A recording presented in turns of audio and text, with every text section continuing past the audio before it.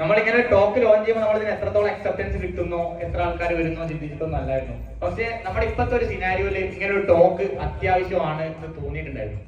അപ്പോൾ ഇവരിപ്പന്നെ കളിയാക്കുക ചെയ്യും, ഇവിടെ ആൾക്കാരില്ല എന്നൊക്കെ പറഞ്ഞിട്ട് കുറെ ഇപ്പം തന്നെ കളിയാക്കി തുടങ്ങിയിട്ടുണ്ട്. പക്ഷെ ആക്ച്വലി നമുക്ക് ഈ ടോക്ക് വെക്കാൻ നമ്മളത് റെക്കോർഡ് ചെയ്ത് എന്തായാലും ഈ സാധനം നമ്മുടെ രാഗം പേജിൽ വരണമെന്ന് നമ്മൾ ഉറപ്പിച്ചിട്ടുള്ള ടോക്കുകളൊന്നാണത്. സോ ഞാൻ സെഷൻ തുടങ്ങാണ് ഭയങ്കര ഇതായിട്ട്.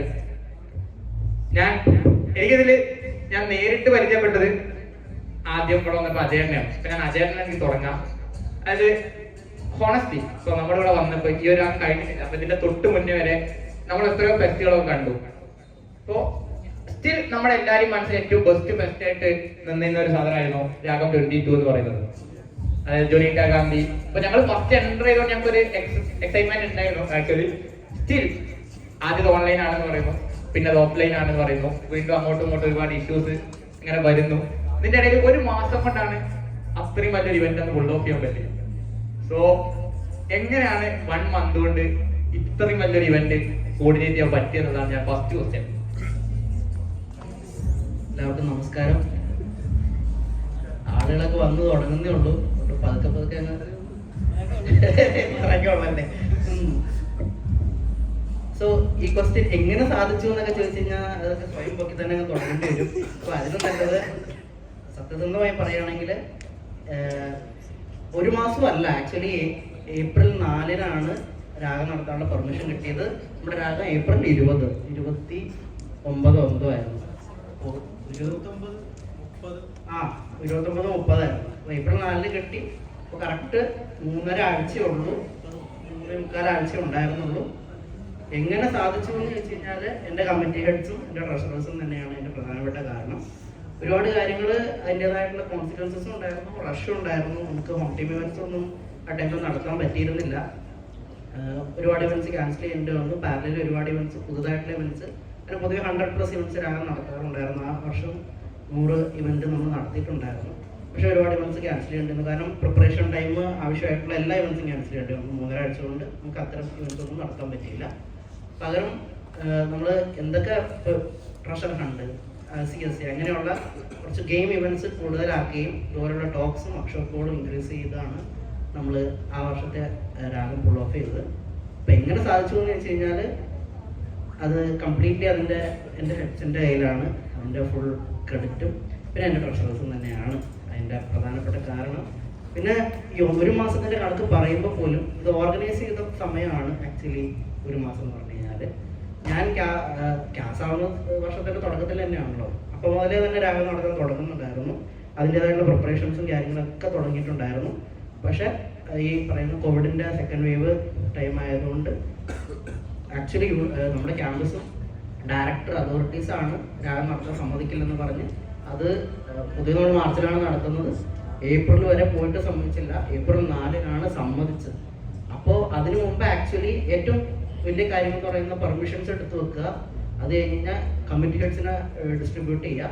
കമ്മ്യൂണിറ്റി ഹെഡ്സ് ഈച്ച് കമ്മിറ്റിയിൽ പ്രിപ്പയർ ചെയ്ത് ഫസ്റ്റ് ഇയേഴ്സും സെക്കൻഡ് ഇയേഴ്സിനെയൊക്കെ ഡെസിഗ്നേറ്റ് ചെയ്യുക. ഈ വർക്ക് ഞങ്ങൾ ആക്ച്വലി ജനുവരിയിൽ തന്നെ കംപ്ലീറ്റ് ചെയ്ത് വെച്ചിട്ടുണ്ടായിരുന്നു. സോ ആക്ച്വലി പെർമിഷൻ കിട്ടി ഡയറക്റ്റ് വർക്കിലേക്ക് കിടക്കുക എന്ന് പറയുന്ന 3.5 ആഴ്ചയെ സംഭവിച്ചിട്ടുള്ളൂ. അതിന് മുമ്പുണ്ടായിരുന്ന എല്ലാ വർക്കുകളും നമ്മൾ പാരലൽ ജാനുവരിയിൽ നിന്ന് തുടങ്ങിയിട്ടുണ്ടായിരുന്നു. പക്ഷെ ഒന്നും ചെയ്യാൻ പറ്റില്ല. എല്ലാം ഇങ്ങനെ ഒരു സ്റ്റിൽ സ്റ്റാഗ്നന്റ് സിറ്റുവേഷനിൽ മാത്രം ഉണ്ടായിരുന്നു എന്നുള്ളതാണ്. അപ്പോൾ 3.5 ആഴ്ച കൊണ്ട് ശരിക്കും രാഗം ഫുൾ ഓഫ് ചെയ്യാൻ ശരിക്കും പറ്റില്ല. അതിനു മുമ്പ് കാരണം എൻ്റെ മേജർ ടൈം എന്ന് പറയുന്നത് ഈ പറയുന്ന കമ്മിറ്റി ഹെഡ്സിന് തീരുമാനിക്കുക, അത്തരം കാര്യങ്ങളിലിട്ട് എന്തായാലും പോകും. അത് മുമ്പേ നടന്നതുകൊണ്ടും അവർ തമ്മിലൊരു ധാരണ ഉണ്ടായിരുന്നതുകൊണ്ടും ഹെഡ്സിൻ്റെതായിട്ടുള്ള എന്താ പറയുക, ഒരു ദിവസം ടാർഗറ്റ് വെച്ച് പൊതുവേ നമ്മുടെ രാഗം നടത്തുമ്പോൾ എല്ലാ ദിവസവും മീറ്റിംഗ് ഒന്നും ഉണ്ടാവില്ല. കുറച്ച് ഒരു ഗ്യാപ്പ് ഇട്ട് ഒരു പർട്ടിക്കുലർ ടാർഗറ്റ് ഷെഡ്യൂളിനനുസരിച്ചായിരിക്കും വർക്ക് ചെയ്യുക. എല്ലാ ദിവസവും ടാർഗറ്റ് വെച്ച് 3.5 ആഴ്ചക്കുള്ളിൽ വർക്ക് ചെയ്തുകൊണ്ട് തന്നെയാണ് ഫുൾ ഓഫ് ചെയ്യുന്നത്.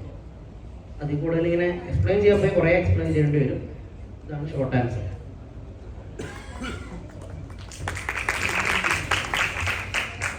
എല്ലാവരും മലയാളികളല്ലേ?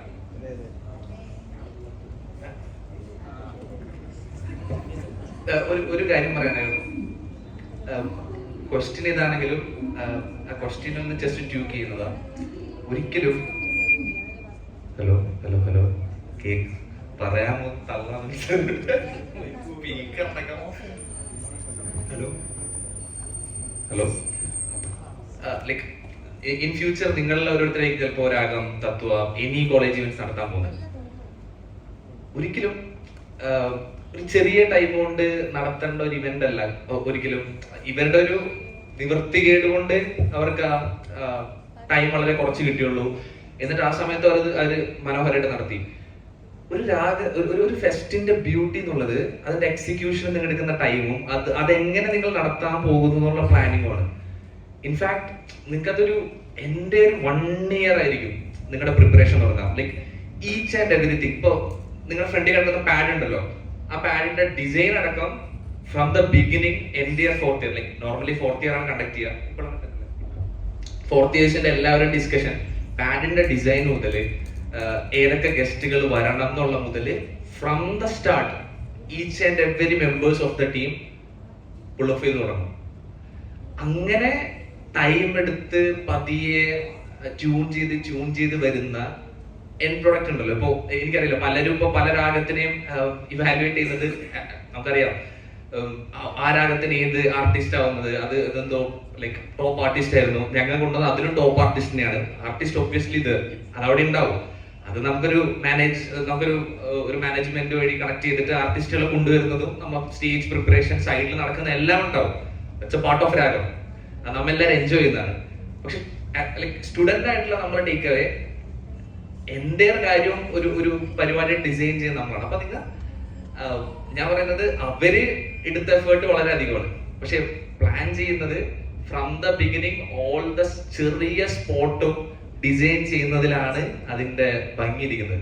അപ്പൊ അത് എൻജോയ് ചെയ്യുമ്പോഴാണ് നിങ്ങൾക്ക് എൻ്റെ രാഗം ആസ്വദിക്കാൻ പറ്റുക. അപ്പൊ ഒരിക്കലും അവർ അനുകരിക്കാതിരിക്കാൻ ശ്രമിക്കുക. 1.5 മാസം കൊണ്ട് ആരും രാഗം നടത്തരുത്, 1 കൊല്ലം കൊണ്ട് പതുക്കെ നടത്തിയാൽ മതി. ഓക്കെ. അവിടെ ഇവരിപ്പം 1.5 മാസം കൊണ്ട് നടത്തിയെന്ന് പറഞ്ഞാലും അവിടെ ശരിക്കും ഈ കോളേജിൽ ഇപ്പൊ ഒരു ഗ്യാപ്പ് ഉള്ളതുകൊണ്ട് ഞങ്ങൾക്ക് എങ്ങനെയാണെന്ന് അറിയില്ല. അതിനിപ്പോ ഒരു കൾച്ചർ ഉണ്ടായിരുന്നു, ഒരു രാഗം കൾച്ചർ, തത്വ കൾച്ചർ എന്ന കൾച്ചർ ഉണ്ടായിരുന്നു. അതവര് നമ്മൾ ഫസ്റ്റ് ഇയർ കയറുമ്പോൾ തൊട്ടേ ആ കൾച്ചർ ഉണ്ട്. ഈ 1.5 മാസം അല്ലെങ്കിൽ ഒരു 4 മാസം കൊണ്ട് അവർ നടത്തി എന്ന് പറയുന്നത് ശരിക്കും ആ കൾച്ചർ കൊണ്ട് മാത്രമാണ് അവർക്ക് ചെയ്യാൻ പറ്റുന്നത്. ഇപ്പൊ ഞങ്ങളിപ്പം ഫസ്റ്റ് ഇയർ വരുമ്പോൾ നമ്മുടെ രാഗം കാണും, തത്വ കാണും. അത് കാണുമ്പോൾ നമുക്ക് പലർക്കും ഞങ്ങൾ മെയിനായിട്ട് സംസാരിക്കാൻ ഉദ്ദേശിച്ചത് എന്തുകൊണ്ടാണ് ഇവർ ഇത്രയും ടൈം അതിൽ ഇൻവെസ്റ്റ് ചെയ്യുന്നതാണ്. കാരണം ഞങ്ങൾ തന്നെ കുറച്ച് കളയേണ്ട ആലോചിക്കും, ഞങ്ങൾ തന്നെ ആയിരിക്കും നമ്മൾ എന്തിനാണ് ഇത്രയും ടൈം ഇൻവെസ്റ്റ് ചെയ്തത്. ആ ഒരു മോട്ടീവ് എന്തായിരുന്നു എന്നുള്ളതാണ് നമ്മൾ ആലോചിക്കുക. അത് ഒന്നെന്ന് പറയുന്നത് അത് പലർക്കും പലതാവാം. ചിലർക്ക് നമ്മളിപ്പം ഇവന്റ് കഴിഞ്ഞിട്ടുള്ളൊരു സാറ്റിസ്ഫാക്ഷൻ ആവാം. ഇപ്പം നമ്മളിപ്പോ കേട്ടിട്ടുണ്ട്, ഇപ്പൊ ഒരു എന്ത് പണിയായാലും മെയിൻ ആയിട്ട് 3 ഫാക്ടേഴ്സ് ആണ് നമുക്ക് സാറ്റിസ്ഫാക്ഷൻ തരിക. ഞാൻ ദാ കാം. പിന്നെ അതിപ്പം ഈ ദാൻ അഥവാ പൈസയെ പറ്റി ചോദിക്കുകയാണെങ്കിൽ ടാസ്ക് ഒക്കെ ഉണ്ട്, അതെടുത്ത് വെച്ചാലേ പറ്റും. പക്ഷെ ഞങ്ങൾ ബാക്കിയുള്ള കമ്മിറ്റി, PRC പ്രോഗ്രാമിംഗ് കമ്മിറ്റി, ഞങ്ങളെ പോലെ ഉള്ളവർക്ക് എന്ന് വെച്ചാല് ആ ഇവന്റ് ഭംഗിയായിട്ട് നടക്കുമ്പോൾ ഒരു സാറ്റിസ്ഫാക്ഷൻ ഉണ്ട്. ആ സാറ്റിസ്ഫാക്ഷൻ നമുക്ക് ചെയ്യുന്നതിന് മുമ്പ് കിട്ടില്ല. പക്ഷെ ഈ സാറ്റിസ്ഫാക്ഷൻ കിട്ടിയ സീനിയേഴ്സിനെ നമ്മൾ കാണുന്നുണ്ട്. ഈ സാറ്റിസ്ഫാക്ഷൻ ഓടെ ആൾക്കാരും കോളേജിൽ നിന്ന് മടങ്ങിപ്പോകുന്നത് നമ്മൾ കാണുന്നുണ്ട്. ഈ നമ്മൾ വേറെ പുറമേയുള്ള കോളേജിലെ ആൾക്കാരെ പരിചയപ്പെടുമ്പോൾ ആ തത്വ ഞാൻ വന്നിട്ടുണ്ട്, രാഗം ഞാൻ വന്നിട്ടുണ്ട്, അടിപൊളിയായിരുന്നു കേട്ടോ എന്ന് പറയുമ്പോൾ ഓക്കെ, അവരന്ന് അങ്ങനെ പറഞ്ഞു. അപ്പം അവരെ കഴിഞ്ഞ വർഷത്തേക്കാൾ മുകളിൽ ചെയ്യാനുള്ള ഒരു ത്വര ഞങ്ങൾക്ക് ഫസ്റ്റ് ഇയർ തൊട്ടേ, ഫസ്റ്റ് ഇയർ വന്നപ്പോൾ തൊട്ടേ കിട്ടുന്നുണ്ട്. ആ ഒരു കൾച്ചറാണ് ശരിക്കും പിന്നീട് ഇങ്ങനെ ഒരു ഇവന്റ് പുൾ ഓഫ് ചെയ്യാൻ ശരിക്കും സാധിക്കുന്നത് തന്നെ. ആ കൾച്ചർ ബിൽഡ് ചെയ്യാൻ സാധിക്കുന്നതിലാണ് എനിക്ക് തോന്നുന്നു ഇനി വരും കാലങ്ങളിലുള്ള ഫെസ്റ്റിവല് എന്താ പറയാ, ഇത് നിങ്ങൾക്ക് ഒരിക്കലും ഒരു മോശം കാര്യമല്ല. നിങ്ങൾ ഇൻവെസ്റ്റ് ചെയ്ത ടൈം നിങ്ങൾക്ക് എവിടെയും നഷ്ടമാവുന്നില്ല. നിങ്ങൾക്കത് പിന്നീടും ഓരോ കാര്യങ്ങൾ പുൾ ഓഫ് ചെയ്യുമ്പോഴും ഓരോ സ്ട്രഗിൾ വരുമ്പോഴും വളരെയധികം ഹെൽപ്പ് ചെയ്യുന്ന ഒരു കാര്യമാണ്. നസീഫ് പറഞ്ഞ പോയിന്റോടൊന്ന് ആഡ് ചെയ്യാനാണ്. ഞങ്ങൾ ഫസ്റ്റ് ഇയറിൽ വന്ന സമയത്ത് ഈ തത്വയും രാഗവും ഒക്കെ കാണുമ്പോൾ നമുക്ക് ആ സമയത്ത് ഉണ്ടാകുന്ന ഒരു എക്സൈറ്റ്മെന്റ് ഉണ്ട്. ഞാൻ NIT ജോയിൻ ചെയ്യുന്നതിന് മുമ്പ് സത്യം പറഞ്ഞു കഴിഞ്ഞാൽ എനിക്ക് ടെക് ഫെസ്റ്റിനെ പറ്റിയോ കൾ ഫെസ്റ്റിനെ പറ്റിയോ യാതൊരുവിധ ഐഡിയ ഉണ്ടായിരുന്ന ഒരു വ്യക്തിയല്ല. നമ്മളിപ്പം ഫസ്റ്റ് ഇയറിൽ രാഗത്തിനും തത്വയ്ക്ക് വരുമ്പോൾ ഈവൻ കൗണ്ട് ഡൗൺ പോലും ഓരോ ദിവസം നമ്മളെ അത്രത്തോളം എക്സൈറ്റ് ചെയ്യിക്കുന്ന ഒരു കാര്യമാണ്. അപ്പൊ നമ്മൾ ഒരിക്കലും വിചാരിക്കുന്നില്ല കുറെ കൊല്ലം കഴിഞ്ഞ്, അത് പക്ഷേ 3rd ഇയറിലോ 4th ഇയറിലോ ഇത് ഓർഗനൈസ് ചെയ്യുന്നതിന്റെ കമ്മിറ്റിയുടെ ഭാഗമാകും എന്ന് നമ്മൾ വിചാരിക്കുന്നതോ ചിന്തിക്കുന്ന കാര്യം പോലും അല്ല. പക്ഷെ സ്വാഭാവികമായിട്ടും ഓരോ വർഷം കഴിയുമ്പോൾ നമ്മൾ ഈ ഫെസ്റ്റുകളെ എന്താ പറയാ അപ്രോച്ച് ചെയ്യുന്നതിന്റെ വിധം പല രീതിയിലാണ്. നമ്മൾ ഫസ്റ്റ് ഇയറിൽ ശരിക്കും രാഗമായാലും തത്വമായാലും അതിനെ പരിചയപ്പെട്ട് വരുന്ന ഒരു രീതിയാണ്. എന്നാൽ സെക്കൻഡ് ഇയറിലേക്ക് വരുമ്പോൾ ഒരു തരത്തിലുള്ള ലേണിംഗ് ഫേസ് ആണ്. എന്തൊക്കെ തരത്തിലുള്ള കമ്മിറ്റീസ് ആണ് ഇതിനകത്ത് ഉള്ളത്, ഏതൊക്കെ രീതിയിലാണ് കമ്മിറ്റീസ് വർക്ക് ചെയ്യുന്നത് എന്നുള്ളതിനെ പറ്റി നമുക്കൊരു ഐഡിയ കിട്ടുന്നത് സെക്കൻഡ് ഇയറിൽ എത്തുമ്പോഴായിരിക്കും. തേർഡ് ഇയറിൽ എത്തുമ്പോൾ കൂടുതൽ നമ്മൾ പണി ചെയ്യിക്കുക. ഓക്കെ, നിങ്ങൾ ഇങ്ങനെയാണ് ഇത് വർക്ക് ചെയ്യേണ്ടത്, ഇങ്ങനെ ചെയ്താലായിരിക്കും നന്നാവുക. നമ്മൾ ഓൾറെഡി ഈ 1-2 വർഷം കണ്ട് അല്ലെങ്കിൽ 3 വർഷം കണ്ട് ശീലിച്ച രീതികളുടെ ഒരു എക്സ്പീരിയൻസ് വെച്ചിട്ടാണ് നമ്മൾ 4-ാം വർഷം രാഗത്തിലേക്ക് എത്തുന്നത്. അത് ഏറ്റവും വലിയ ഗുണം എന്ന് പറഞ്ഞാൽ നമുക്ക് ഈ 3 വർഷത്തെ കാര്യങ്ങളുണ്ട്, അവിടെ എന്തൊക്കെ തെറ്റ് പറ്റിയിട്ടുണ്ട്, അല്ലെങ്കിൽ എന്തൊക്കെ നന്നാക്കാമായിരുന്നു, എന്തൊക്കെ ഏറ്റവും നല്ലതായിരുന്നു എന്ന ഐഡിയ നമുക്ക് കൃത്യമായിട്ടുണ്ട്. അപ്പൊ അതുകൊണ്ട് തന്നെ നമുക്ക് ആ ഒരു 4th ഇയറിലേക്ക് എത്തുമ്പോൾ നമുക്ക് കാര്യങ്ങൾ കുറച്ചുകൂടെ വൃത്തിക്ക് ചെയ്യാൻ വളരെ എളുപ്പമായിരിക്കും. ഓക്കെ, അതിപ്പം ഏത് കമ്മിറ്റിയിൽ വർക്ക് ചെയ്യുന്നതാണെങ്കിലും ഇപ്പോൾ ഇതിന്റെ ഹെഡായിട്ടിരിക്കുമ്പോഴാണെങ്കിലും നമുക്ക് ഇത്രയും വർഷം വർക്ക് ചെയ്തതിന്റെ അല്ലെങ്കിൽ കണ്ട് ശീലിച്ചതിന്റെ ഒരു എക്സ്പീരിയൻസ് ഉണ്ടെങ്കിലേ നമുക്ക് നമ്മുടേതായിട്ടുള്ള രീതിയിൽ എന്തെങ്കിലും പുതിയ കാര്യങ്ങൾ 4th ഇയറിലാണെങ്കിലും മീൻസ് രാഗത്തിന്റെ കേസിൽ കേട്ടോ, തത്വയിലാണെങ്കിലും 3rd ഇയറിൽ നമുക്ക് ചെയ്യാൻ പറ്റുള്ളൂ. ഓക്കെ, അപ്പോൾ പിന്നെ പറഞ്ഞത് സാറ്റിസ്ഫാക്ഷന്റെ കാര്യം, അത് വളരെ കറക്റ്റ് ആയിട്ടുള്ള കാര്യം. കാരണം ഒരു പ്രോഗ്രാം ഞങ്ങളൊക്കെ ഓർഗനൈസ് ചെയ്തതിൽ ആദ്യത്തെ പ്രോഗ്രാം എന്ന് പറഞ്ഞാൽ forum four dance and dramatic ക്ലബിന്റെ ബസർക്കിൽ എന്ന് പറഞ്ഞൊരു പ്രോഗ്രാം ആയിരുന്നു. ഞങ്ങളുടെ അന്നത്തെ ടാർഗറ്റ് ഓഡിയൻസ് ഫസ്റ്റ് ഇയേഴ്സ് ആയിരുന്നു. അപ്പം ആ പ്രോഗ്രാമിന് ശേഷം ഫസ്റ്റ് ഇയേഴ്സ് എല്ലാം ഹാപ്പി ആയിരുന്നു. അവർക്കെല്ലാം ആ പ്രോഗ്രാം കൊണ്ട് വളരെയധികം ഹാപ്പി ആയതുകൊണ്ട് ഇപ്പം അൻഷയും ആ ക്ലബിൽ ഉണ്ടായിരുന്നതാണ്.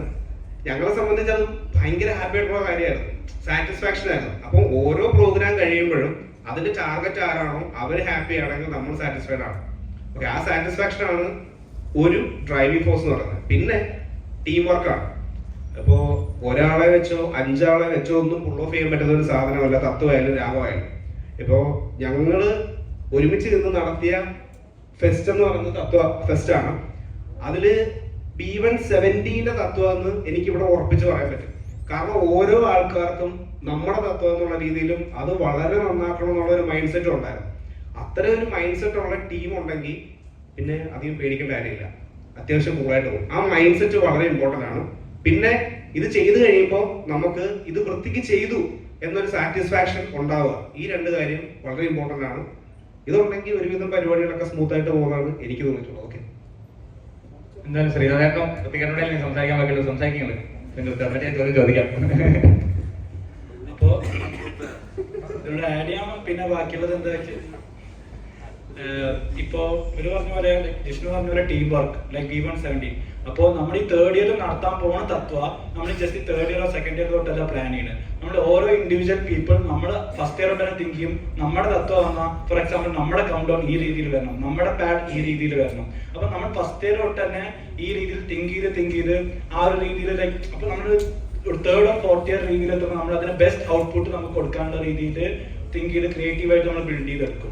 അത് നമ്മൾ like from first instead of like going for any like individual game playing like നമ്മൾ ടീം വർക്കായിട്ട് തിങ്ക് ചെയ്ത് കഴിഞ്ഞാൽ അത് നൈസ് രീതിയിൽ നമുക്ക് ഒരുമിച്ചിരുന്ന് പുൾ ഓഫ് ചെയ്യാൻ പറ്റും. ഞാൻ കണ്ടിട്ടുണ്ട്, അത് നിങ്ങളും കണ്ടിട്ടുണ്ട് നമ്മുടെ തത്വ അല്ലെങ്കിൽ നമ്മുടെ രാഗം നോക്കി കഴിഞ്ഞാൽ.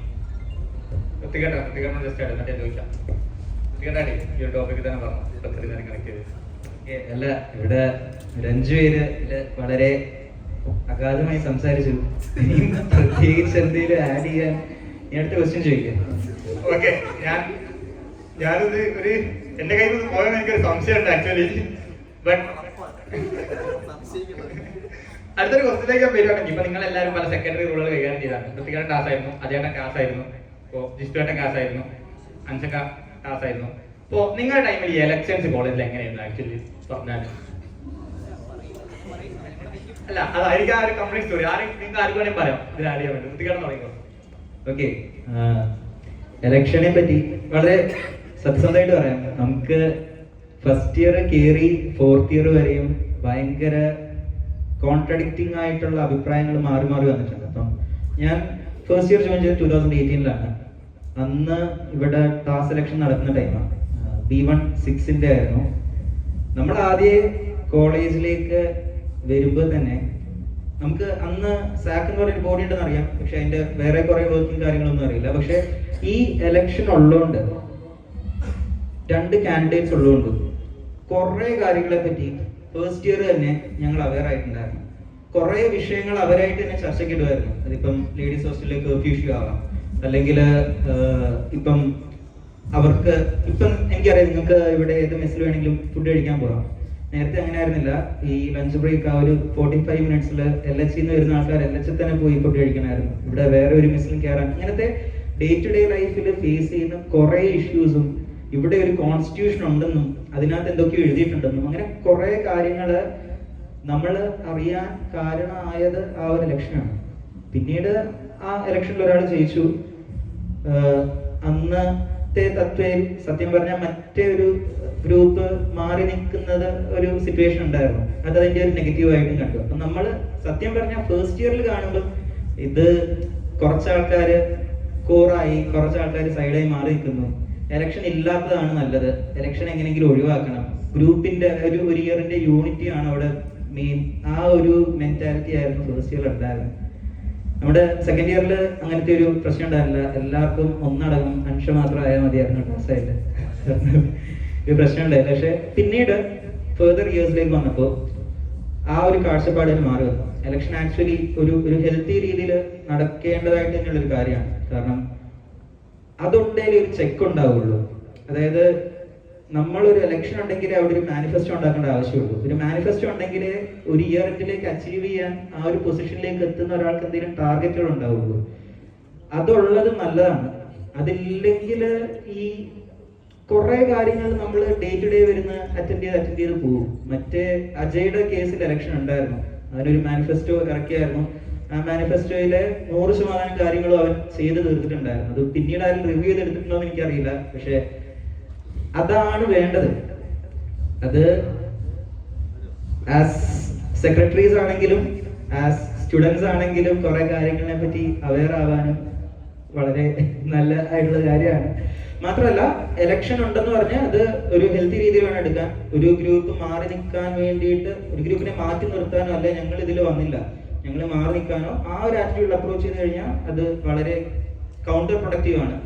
പക്ഷെ എലക്ഷൻ എപ്പോഴും ഉണ്ടാകുന്നത് നല്ലതാണ്. അതാണ് എൻ്റെ ഒപ്പീനിയൻ. ബാക്കി ഇതിലേക്ക് തന്നെ ആഡ് ചെയ്യാമോ? എനിക്ക് കുറച്ച് ആൾക്കാരുടെ ഒപ്പീനിയൻസ് എനിക്ക് കേൾക്കണമെന്നുണ്ട്. അത് എനിക്ക് തോന്നുന്നു എലക്ഷൻ നല്ലതാണോ വേണ്ടയോ എന്നൊരു ജനാധിപത്യ രാജ്യത്തിൽ നമ്മൾ സംസാരിക്കേണ്ട ആവശ്യമുണ്ടോ? നോ ഡൗട്ട് ഉണ്ട്. എവിടെ ആൾക്കാർ കൂടിയിട്ടുണ്ടോ ജനാധിപത്യപരമായ രീതിയിലുള്ള തെരഞ്ഞെടുപ്പുകൾ ആവശ്യമാണ്. എലക്ഷൻ പ്രോസസ് അവിടെ ഉണ്ടാവും. പക്ഷെ ആസ് മെൻഷൻ എന്റെ ഞങ്ങൾ 2017 ടൈമിൽ 2018 ടാസ്ക് കാൻഡിഡേറ്റിന് വേറെ എലക്ഷൻ ഇല്ല മീൻസ് കാൻഡിഡേറ്റ് വരെ ഉണ്ടായില്ലെന്നുണ്ടല്ലോ. നമ്മ അട്ടിമറിച്ചല്ലോ ഒന്നും. നമ്മളെല്ലാരും ജനാധിപത്യവാദികളാണ്.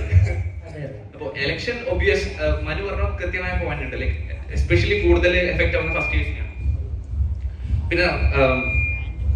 പിന്നെ കോളേജ് എന്ന് പറയുന്നത് ലൈക്ക് എലക്ഷൻ എന്ന് പറഞ്ഞാൽ കുറച്ചുകൂടെ ഒരു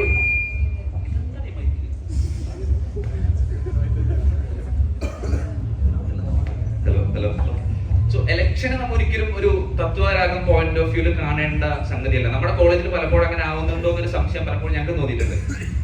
തത്വരാഗം ഇസ് ഡിഫറെന്റ്. ഇറ്റ്സ് കോളേജിന്റെ cultural and technical fest. Election has something more than like it has some particular role. It's more than that. പക്ഷെ നമ്മുടെ തത്വ നടത്താനും രാഗം നടത്താനും വേണ്ടി മാത്രം എലക്ഷൻ നടക്കുന്നുണ്ടോ എന്നുള്ളത് നമ്മളെല്ലാവരും ചെക്ക് ചെയ്യേണ്ട കാര്യമാണ്. എലക്ഷൻ എന്ന് പറയുന്നത് നമ്മുടെ സ്റ്റുഡൻസിന്റെ ഇപ്പം പറഞ്ഞ പോലെ ഇപ്പൊ ഞങ്ങൾ കേട്ടത് ഞങ്ങൾ വന്ന ടൈമില് ഇപ്പൊ പലരും ഇവിടെ സപ്ലൈ എക്സാം നടക്കുന്നില്ലേ? ഇല്ല, സപ്ലൈ എക്സാം നിർത്തിയോ? Oh my God. കഴിഞ്ഞ ദശകത്തിൽ പാസ് ഔട്ടായി അവരോടൊക്കെ പറഞ്ഞതൊക്കെ സപ്ലൈ എക്സാമിൽ ഞാനൊന്നും പാസ് പിന്നെടുത്ത് ജോലി ഇട്ടുണ്ടോ? പേടിക്കണ്ട. സോ ഞങ്ങളുടെ സീനിയേഴ്സിന് ഇനീഷ്യലി സപ്ലൈ എക്സാം ഉണ്ടായിരുന്നില്ല. ദെൻ അവര് സ്ട്രൈക്ക് ഒക്കെ ചെയ്തിട്ടാണ് സപ്ലൈ എക്സാം എഴുതാനുള്ള ലൈക്ക് ഇയർലി തന്നെ ഒരു സപ്ലൈ എക്സാം ഉണ്ട്. അതിനുശേഷം കാരണം അത് ഒരുപാട് ആൾക്കാർ വരുന്നുണ്ടായപ്പോ സപ്ലൈ എക്സാം ഉണ്ടായിരുന്നു. പിന്നെ ഇപ്പോ നിങ്ങൾക്ക് ഇപ്പൊ കർഫ്യൂ ഒന്നുമില്ലല്ലോ. There is no curfew. നിങ്ങൾക്ക് എപ്പോ വേണമെങ്കിലും കോളേജിൽ ഇപ്പോ ലൈക്ക് മൊത്തത്തിൽ അത് ക്യാമ്പസിനകത്ത് ഇപ്പൊ കർഫ്യൂ ഇല്ല നിങ്ങൾക്ക് അല്ലേ? ഞങ്ങളുടെ ടൈമില് ഞങ്ങൾ വന്ന ടൈമില് ഗേൾസിന് കർഫ്യൂ 7 മണിയാണ്. 7 മണി ആലോചിക്കാൻ പറ്റും. അത് 7 മണിക്ക് എല്ലാവരും like even final years third years doesn't matter അവിടെ കയറണം 7 മണിക്ക്. ഇവിടെ പോലും ഇല്ല, അവിടെയാണ് അവർക്ക് ഹോസ്റ്റൽ. സോ ഇവിടെ ആ സമയത്ത് അതൊരു ഇഷ്യൂ അത്രയും നാളൊരു ഇഷ്യൂ ആയിട്ട് തോന്നിയില്ല. നിങ്ങൾ ഇവിടെ ജോയിൻ ചെയ്യുമ്പോൾ 7 മണിക്കാണ് കർഫ്യൂ എങ്കിൽ നിങ്ങൾക്ക് അതൊരു ഇഷ്യൂ ആയിട്ട് തോന്നില്ല. ഇനി നിങ്ങൾക്ക് മാറ്റാൻ സമ്മതിക്കില്ല. കാരണം യു എൻജോയ് ദാറ്റ് ഫ്രീഡം. ഇനി നിങ്ങൾക്ക് മാറ്റാൻ സമ്മതിക്കില്ല. അപ്പോ അന്ന് ഒരുപാട് ലൈക് സീനിയേഴ്സ് നമ്മുടെ സീനിയേഴ്സ് ഉണ്ടായിരുന്നു. നമ്മുടെ കൂടുള്ള ടൈമിൽ ഒരുപാട് 7 മണി എന്നുള്ളത് 9 മണിയായി, 9 എന്നുള്ളത് 11 ആയി. പിന്നെ നിങ്ങളുടെ ക്യാമ്പസ് ഇങ്ങടായി. പിന്നെ ഇപ്പോ 24 hour ഫ്രീഡം അല്ലേ നിങ്ങൾക്ക്? ഇഷ്യൂ ഒന്നുമില്ലല്ലോ. I don't know like anyway. So അങ്ങനെയുള്ള ഓരോരോ സ്റ്റുഡൻസിന്റെ ഇഷ്യൂസ് സാക്കിൽ ഇപ്പൊ ഒരുപാട് സ്റ്റുഡൻസിന്റെ സെയിം അവസ്ഥയായിരിക്കില്ല. പഠിക്കാൻ ബുദ്ധിമുട്ടുള്ള സ്റ്റുഡൻസ് ഉണ്ടാവും, പല കാറ്റഗറിയിൽ വരുന്ന സ്റ്റുഡൻസ് ഉണ്ടാവും, ഡിസ്ക്രിമിനേറ്ററി ആയിട്ടുള്ള ഇഷ്യൂസ് ഉണ്ടാവും, പൊളിറ്റിക്കൽ ആയിട്ടുള്ള ഇന്റേണൽ, ഞാൻ പറയുന്നത് പാർട്ടി കൊടി പിടിച്ചുള്ള പ്രശ്നങ്ങളല്ല, ഡിസ്കസ് ചെയ്യേണ്ട ഒരുപാട് പൊളിറ്റിക്സ് ഉണ്ട്. നമ്മുടെ നാട്ടിൽ നടക്കുന്ന സംഭവങ്ങൾ, ജെൻഡറുമായിട്ടുള്ള ഇഷ്യൂസ് ഉള്ള പ്രശ്നങ്ങൾ, അങ്ങനത്തെ ഒരുപാട് കാര്യങ്ങൾ ഡിസ്കസ് ചെയ്യേണ്ട സ്ഥലമാണ് നമ്മുടെ ക്യാമ്പസ് A to Z. അതിന്റെ ഇടയിൽ നമുക്ക് തത്വരാഗമുണ്ട്, നമുക്ക് അടിച്ചു പൊളിക്കാനും നമ്മുടെ എൻറ്റയർ ക്രിയേറ്റിവിറ്റി ഒക്കെ നമുക്ക് കാണിക്കാൻ പറ്റുന്ന ഒരു അവസരമാണ്. അപ്പൊ അതിന്റെ സൈഡിലാണ്. അപ്പൊ അപ്പൊ ഇതിനെല്ലാം നമ്മുടെ നേതൃത്വം കൊടുക്കേണ്ട ആൾക്കാർ നമ്മൾ തിരഞ്ഞെടുക്കേണ്ട ആൾക്കാരായിരിക്കണം എന്നുള്ളത് ബേസിക് ജനാധിപത്യ മര്യാദ. അതങ്ങനെ വരുന്നത് കൊണ്ട് ഇതിനെ പറ്റിയുള്ള ഒരു ബേസിക് അവയർനെസ് നമുക്ക് എല്ലാവർക്കും കിട്ടും. അല്ലെങ്കിൽ കോളേജിൽ വരാം, ഓക്കെ ഇവിടെ 2 കൺസേർട്ട് കിടക്കും, കൺസേർട്ടിൽ നിങ്ങൾക്ക് തുള്ളി പോയി കഴിഞ്ഞാൽ ഒരു പ്ലേസ്മെന്റ് കിട്ടി പോവാ. Even after placement also all these things are useful in your career എന്ന് പറഞ്ഞ് കൃത്യമായിട്ട് എക്സാം എഴുതണം, പ്ലേസ്മെന്റ് അറ്റൻഡ് ചെയ്യണം. അതിലൊന്നും ഒരു കോംപ്രമൈസ് ഇല്ല. അതിന്റെ സൈഡിൽ കൂടെ എല്ലാം വേണം. പൊളിറ്റിക്കൽ ആയിട്ടുള്ള ഒരു നിലപാടുകൾ എന്തോ ആയിക്കോട്ടെ, you might be right, far right അല്ല, middle right, middle left, anything doesn't matter, but you have to discuss. അപ്പൊ ഇതിലെല്ലാവരും ഇലക്ഷൻസും കാര്യങ്ങളെല്ലാം വളരെ ഇമ്പോർട്ടന്റ് ആയിട്ടുള്ള പാട്ടുണ്ട്. നമ്മളെല്ലാവരും അതിൽ പങ്കെടുക്കണം. ഞാൻ വോട്ട് ചെയ്യില്ല എന്ന് അഭിമാനത്തോടെ പറയുന്ന ആൾക്കാരാവരുത് 4 കൊല്ലം കഴിയുമ്പോൾ നമ്മൾ അറിയി പോകുന്നത്. നമുക്ക് പ്രശ്നങ്ങളുണ്ടാവും, ഇലക്ഷനിൽ പ്രശ്നങ്ങളുണ്ടാവും, but we should be proud of that. We are basically part of our electoral community. Election ഇല്ലാതെ ആയാലും അതിൻ്റെതായ പ്രശ്നങ്ങൾ നിങ്ങൾ തന്നെ അനുഭവിക്കേണ്ടി വരും. പെട്ടെന്ന് ഒരു ദിവസം നിങ്ങളുടെ 7 മണിയിൽ കട്ട് ഓഫ് ചെയ്ത് കഴിഞ്ഞാൽ, ഇപ്പോൾ നേരത്തെ വൈശാഖൻ തമ്പി സർ പറഞ്ഞ പോലെ തന്നെ ഒറ്റയടിക്ക് 7 മണിക്ക് നിങ്ങളെ പെർമിഷൻ കട്ട് ചെയ്താൽ അപ്പൊ നിങ്ങൾ ഇറങ്ങും, കൊടിയും പിടിച്ച് ഇറങ്ങും, അല്ലെങ്കിൽ ജാഥ വിളിച്ച് ഇറങ്ങും, കട്ട് ചെയ്തത്. അപ്പൊ അങ്ങനത്തെ പ്രശ്നങ്ങൾ ഉണ്ടാവുമ്പോൾ ഒത്തൊരുമിച്ച് സംസാരിക്കാൻ അതിന്റെ ഒരു ബോധം വേണം. So all are part of that. So അതാണ് എനിക്ക് അതിനെ പറ്റിയുള്ള അഭിപ്രായം. എനിക്കും അതിൽ ആഡ് ചെയ്യാനുള്ളത്, നിങ്ങൾക്ക് അത്ര ഫെമിലിയർ അല്ലാത്തൊരു കാര്യമാണ്. ഞങ്ങൾക്ക് ആക്ച്വലി ഇന്റർം സാക്കുകളുണ്ട്. അതായത് എല്ലാ ഈ പറയുന്ന തത്വരാഗം കഴിഞ്ഞിട്ട് രാഗം കഴിഞ്ഞ് പോകുമ്പോൾ ഈ പറയുന്ന മിക്ക സെക്രട്ടറിമാരൊക്കെ ഫൈനൽ ഇയറും കാര്യങ്ങളൊക്കെ ആയിരിക്കും. അപ്പോൾ ഇതിൻ്റെ ഒരു നമ്മുടെ ഈ വെക്കേഷൻ വന്നതിന് ശേഷം ഉണ്ടാകുന്ന ഒരു ഗ്യാപ്പ് ഉണ്ട്. പിന്നെ അടുത്ത ഇലക്ഷൻ നടക്കുന്ന ഒരു ഗ്യാപ്പ് എന്ന് പറയുന്നത് ചില വർഷങ്ങളിൽ 3 മാസം 4 മാസം, ഞങ്ങളുടെ ഇന്റർം സാക്കൊക്കെ 6 മാസത്തിന് മുകളിൽ പോയിട്ടുണ്ടായിരുന്നു. അപ്പോൾ അതാത് വർഷത്തെ ടാസ്ക് ഹെഡ് ചെയ്തിട്ടൊക്കെ ആയിരിക്കും. അനുഷയ്ക്ക് പരിചയമുണ്ട്, ഋത്വിക്കായിരുന്നു ഞങ്ങളുടെ ഇന്റർം സാക്ക് ഹെഡ് ചെയ്തിട്ടുണ്ടായിരുന്നു. സോ ഇന്റർം സാക്ക് എന്ന് പറഞ്ഞാൽ തന്നെ ബേസിക്കലി കുറച്ച് ആൾക്കാരെ ഓഡിഷൻ ചെയ്തെടുത്ത് അവരായിരിക്കും റൺ ചെയ്യുക ഈ പറയുന്ന കോളേജിലെ സെക്രട്ടറി പൊസിഷൻസ് ഒക്കെ. അപ്പം അതിൽ ഋത്വിക്കുണ്ടായിരുന്നു, ഞാനുണ്ടായിരുന്നു, ഇവരിലുള്ള മിക്കവരും ഉണ്ടായിരുന്നു ഇന്റർം സാക്ക് എന്ന് പറയുന്നത്. അപ്പം അന്ന് ഹെഡ് ചെയ്തതും ഞങ്ങളെ ഹെഡ് ചെയ്തത് ഋത്വിക്കായിരുന്നു. കാരണം അവനായിരുന്നു ഒരേ ഒരു ജനപ്രതിനിധി എന്ന് പറയുന്നത്. കാരണം കഴിഞ്ഞ വർഷത്തെ ടാസ്ക് ഈ വർഷത്തെ ഈ പറയുന്ന ഇന്റർം സാക്കിനെയും കൂടെ ഹെഡ് ചെയ്യും എന്ന് പറയുന്ന രീതിയിൽ. സോ ആ ടൈം പീരീഡിൽ എനിക്ക് മേജറായിട്ട് തോന്നിയിട്ടുള്ള ഒരു കാര്യം എന്ന് പറഞ്ഞു കഴിഞ്ഞാൽ, ഒരുപാട് ഇന്റർം സാക്ക് മെമ്പേഴ്സ് ഉണ്ട്, എല്ലാവരും തന്നെ വർക്ക് ചെയ്യുന്നുണ്ട്. പക്ഷേ ഈ പറയുന്ന ഒരു ബേർഡൻ, അല്ലെങ്കിൽ ഇത് ചെയ്തു തീർക്കണം, ഇത് ചെയ്തു തീർത്തില്ലെങ്കിൽ എന്താന്ന് പറയുന്ന ഒരു ഐഡിയ ഉണ്ട്. അത് ഋത്വിക്ക് ഞങ്ങൾക്ക് പ്രൊവൈഡ് ചെയ്തിട്ടുള്ള ഒരു അണ്ടർസ്റ്റാൻഡിങ് ഉണ്ടായിരുന്നു.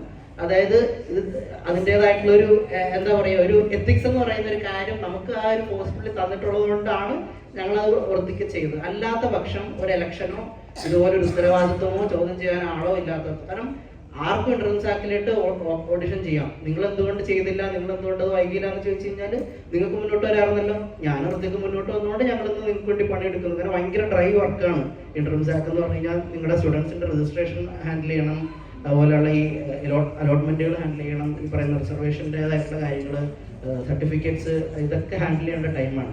ഭയങ്കര ഡ്രൈ വർക്കാണ്. ഇതൊക്കെ ഭയങ്കര സ്ലോ ആയിട്ടും ചെയ്യാം, ഭയങ്കര ഹാർഡായിട്ടും പിന്നെ ഫാസ്റ്റായിട്ടും ചെയ്യാം.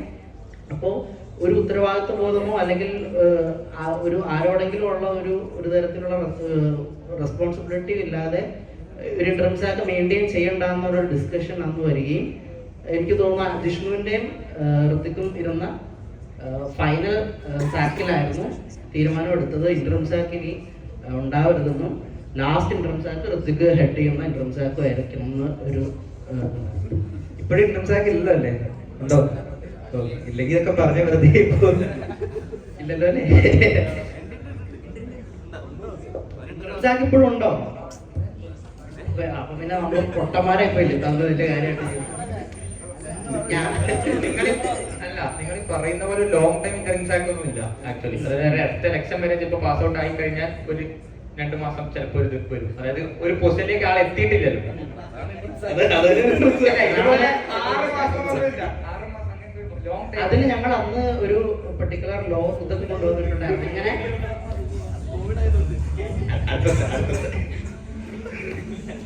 ആക്ച്വലി ആ ഒരു സിസ്റ്റം തന്നെ എടുത്ത് കളയാനായിരുന്നു ഞങ്ങൾ ശ്രമിച്ചേ. ഒരു ഈവൻസ് ഓഫ് ഇലക്ഷൻസിലേക്കൊക്കെ കൊണ്ടുവന്നായിരുന്നു. അത് വീണ്ടും തിരിച്ച് പഴയതിലേക്കായെന്ന് മനസ്സിലായി. കാരണം എന്ന് വെച്ച് കഴിഞ്ഞാല് ഈ ഇലക്ഷൻ വരുമ്പം ഫസ്റ്റ് ഇയേഴ്സ് കൂടെ ഇൻവോൾവ് ആയിട്ടാണ് വരുന്ന ഇലക്ഷൻ വരാം. ശരിക്കും നിങ്ങൾ ഈ കാൻഡിഡേറ്റ്സിനെ നിർത്തുമ്പോൾ നല്ല പോസ്റ്റർ ഉണ്ടാക്കുന്നവര്, നല്ല രീതിയിൽ കാര്യങ്ങൾ പറയാൻ അറിയാവുന്നവര് ഇലക്ഷൻ ജയിക്കും. അതാണ് പൊതുവെ. കാരണം ഫസ്റ്റ് ഇയേഴ്സിന്റെ വോട്ട് ജയിച്ച ചരിത്രമുണ്ട്. ഞാനാണോ? എനിക്ക് ഇലക്ഷൻ ഉണ്ടായിരുന്നു. ഓക്കെ, അപ്പോ എന്ന് വെച്ച് കഴിഞ്ഞാല് ഈ നല്ല രീതിയിൽ ഇപ്പൊ ഏറ്റവും കൂടുതൽ ആൾക്കാരിൽ റീച്ച് ചെയ്യാൻ പറ്റുന്ന ആൾക്കാർ ജയിക്കും. അതാണ് പൊതുവെ സംഭവിക്കുക. അപ്പം ഈ ഫസ്റ്റ് ഇയേഴ്സിൽ വരുന്ന ആൾക്കാർക്ക് ഇവർക്ക് വർക്ക് അറിയാവുന്നവരാണോ, ഇവർ ഈ പൊസിഷനിൽ ഇരിക്കാൻ കേപ്പബിൾ ആണോ എന്നുള്ള കാര്യങ്ങളൊന്നും അവർക്ക് അറിയണമെന്നില്ല. അപ്പൊ അതുകൊണ്ടാണ് ആ ഒരു ഐഡിയയിലൊക്കെയാണ് ഇൻട്രൻസ് ആക്ക് ഒഴിവാക്കിയിട്ട് ആ ഇയറിന്റെ എൻഡിൽ തന്നെ അടുത്തത് സെറ്റ് ചെയ്യാന്നൊക്കെ ഉള്ള രീതിയിൽ പ്ലാൻ ആയത്. പക്ഷെ ഇപ്പോഴും നമ്മൾ ശങ്കറിന്റെ കോക്കനട്ട് ട്രീ ആയിട്ടൊന്നും പറയാൻ പറ്റില്ല.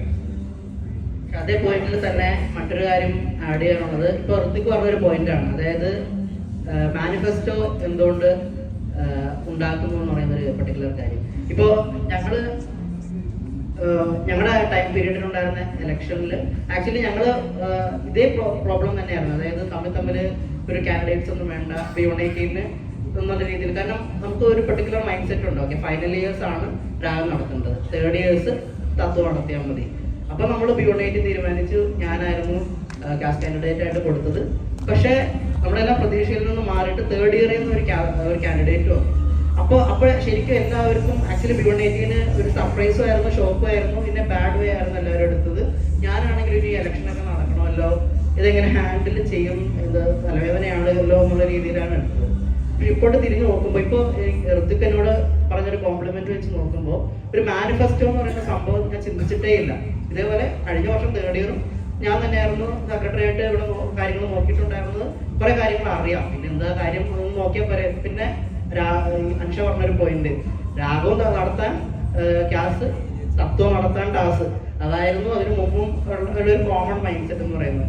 പക്ഷെ ഇലക്ഷൻ വന്നപ്പോഴാണ് ആക്ച്വലി ഞാൻ മാത്രമല്ല, എൻ്റെ കൂടി ഒരുപാട് പേര് ഒരുമിച്ചിരുന്ന് എന്ത് ചെയ്യാൻ പറ്റും, എന്ത് ചെയ്യാൻ പറ്റില്ല. ആക്ച്വലി ഞങ്ങൾ ആ സമയത്തുണ്ടായിരുന്ന ഡീൻ സ്റ്റുഡൻസ് വെൽഫെയർ മധുകുമാർ സാറിനോടൊക്കെ ചർച്ച ചെയ്തിട്ടുണ്ടായിരുന്നു.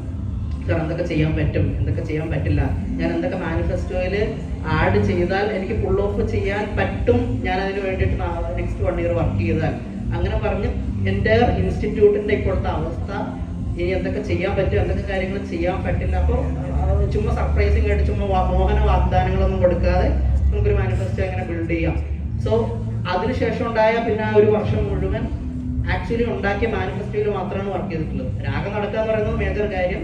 ബാക്കി ഉണ്ടായിരുന്ന ഒരു 9-10 മാനിഫെസ്റ്റോയിൽ തന്നെ കോൺസെൻട്രേറ്റ് ചെയ്ത് വർക്ക് ചെയ്തതുകൊണ്ടാണ് നമുക്ക് അത് നല്ല രീതിയിൽ ഫുൾ ഓഫ് ചെയ്യാൻ പറ്റിയത്. അല്ലെങ്കിൽ ജസ്റ്റ് എന്താ പറയുക, ഞാനും പറയാൻ പറ്റില്ല രാഗം നടത്താനൊരു ക്യാസ് എന്ന് പറയുന്ന ഒരു ഇതിലോട്ട് മാത്രം മാറിപ്പോയത്.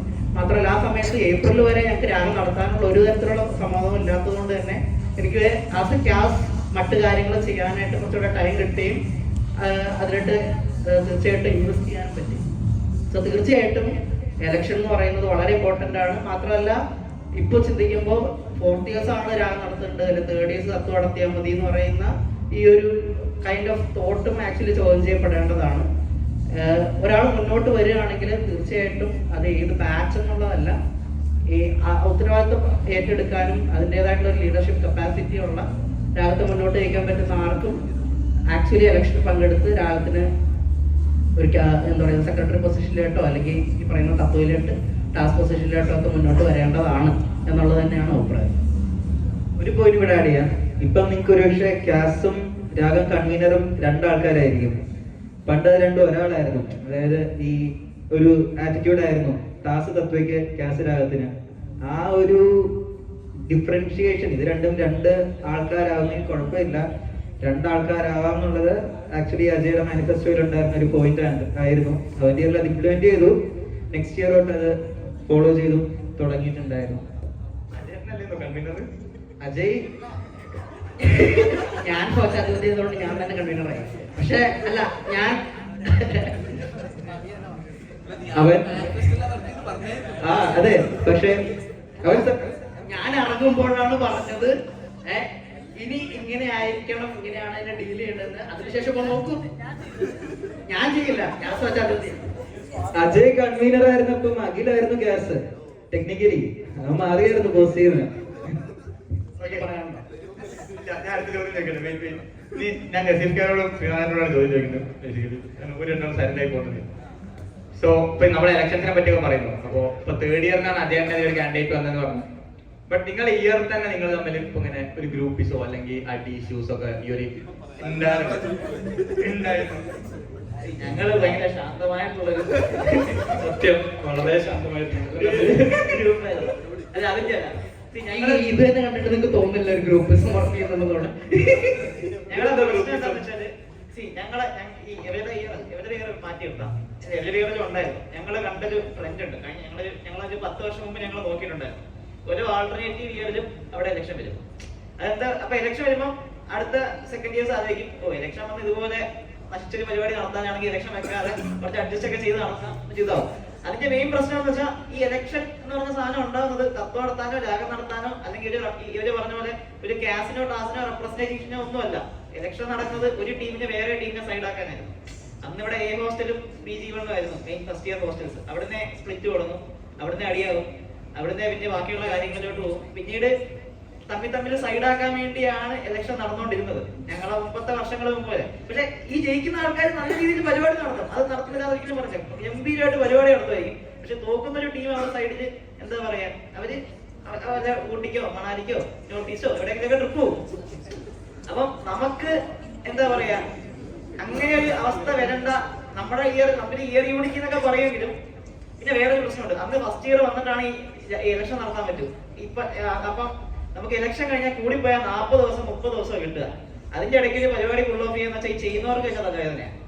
അപ്പൊ അങ്ങനെ കുറെ നെഗറ്റീവ്സ് ഉള്ള സമയത്ത് നമ്മൾ അതുകൊണ്ടാണ് നമ്മൾ ഈ ഇലക്ഷൻ വേണ്ട, നമുക്ക് മുന്നോട്ട് പോവാം എന്നുള്ള രീതിയിലായിരുന്നു. കാരണം ഈ ഇലക്ഷൻ കഴിയുന്ന വർഷങ്ങളിൽ വളരെ നല്ല രീതിയിൽ നമുക്ക് ബാഡ് കമന്റ്സ് നമ്മുടെ സ്റ്റേക്ക് ഹോൾഡേഴ്സ് എന്ന് പറഞ്ഞാൽ നിങ്ങൾക്ക് അറിയാം. ഇവിടെ ഇപ്പം സ്റ്റേക്ക് ഹോൾഡേഴ്സ് എന്ന് പറയുമ്പോൾ ഫാക്കൽറ്റീസ് തൊട്ട് ഇവിടുത്തെ നമ്മുടെ സെക്യൂരിറ്റി ചേട്ടന്മാര് ചേച്ചിമാര് നിങ്ങളുടെ സ്റ്റുഡൻസ് പിന്നെ ഇവന്റ് കാണാൻ വരുന്നവര്.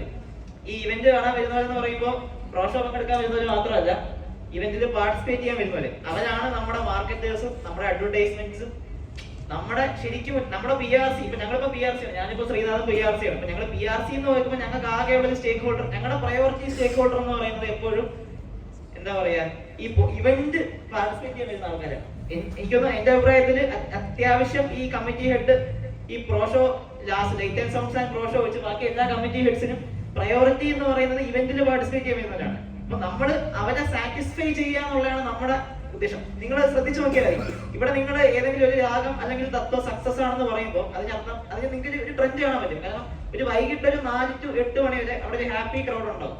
അവിടെ ഒരു ഹാപ്പി ക്രൗഡ് ഉണ്ടാവണമെങ്കിൽ രാവിലത്തെ ഇവന്റ് അവര് സാറ്റിസ്ഫൈഡ് ആവണം. അങ്ങനെ ഒരു ഹാപ്പി ക്രൗഡ് ഉണ്ടായാൽ ഓട്ടോമാറ്റിക്കലി ഇവിടെ പ്രോഷോയിൽ കയറിക്കോളും. അല്ലാതെ നിങ്ങൾ ഞങ്ങളൊക്കെ പ്രോഷോ കയറ്റാൻ വേണ്ടിയിട്ടല്ല ആൾക്കാരെ കൊണ്ടുവന്നത്. ഇവന്റിന് ആൾക്കാരെ കൊണ്ടുവന്നിട്ട് ഇവന്റിന് വന്നവരാണ് പിന്നീട് പ്രോഷോയ്ക്ക് കയറുക. അല്ലാണ്ട് പ്രോഷോയ്ക്ക് വേണ്ടി വന്ന ആൾ ഇവന്റിന് കയറുന്ന പരിപാടി ഒരിക്കലും നടക്കാൻ പോകില്ല. അത് അങ്ങനെ തിരിച്ചൊരിക്കലും നടക്കില്ല.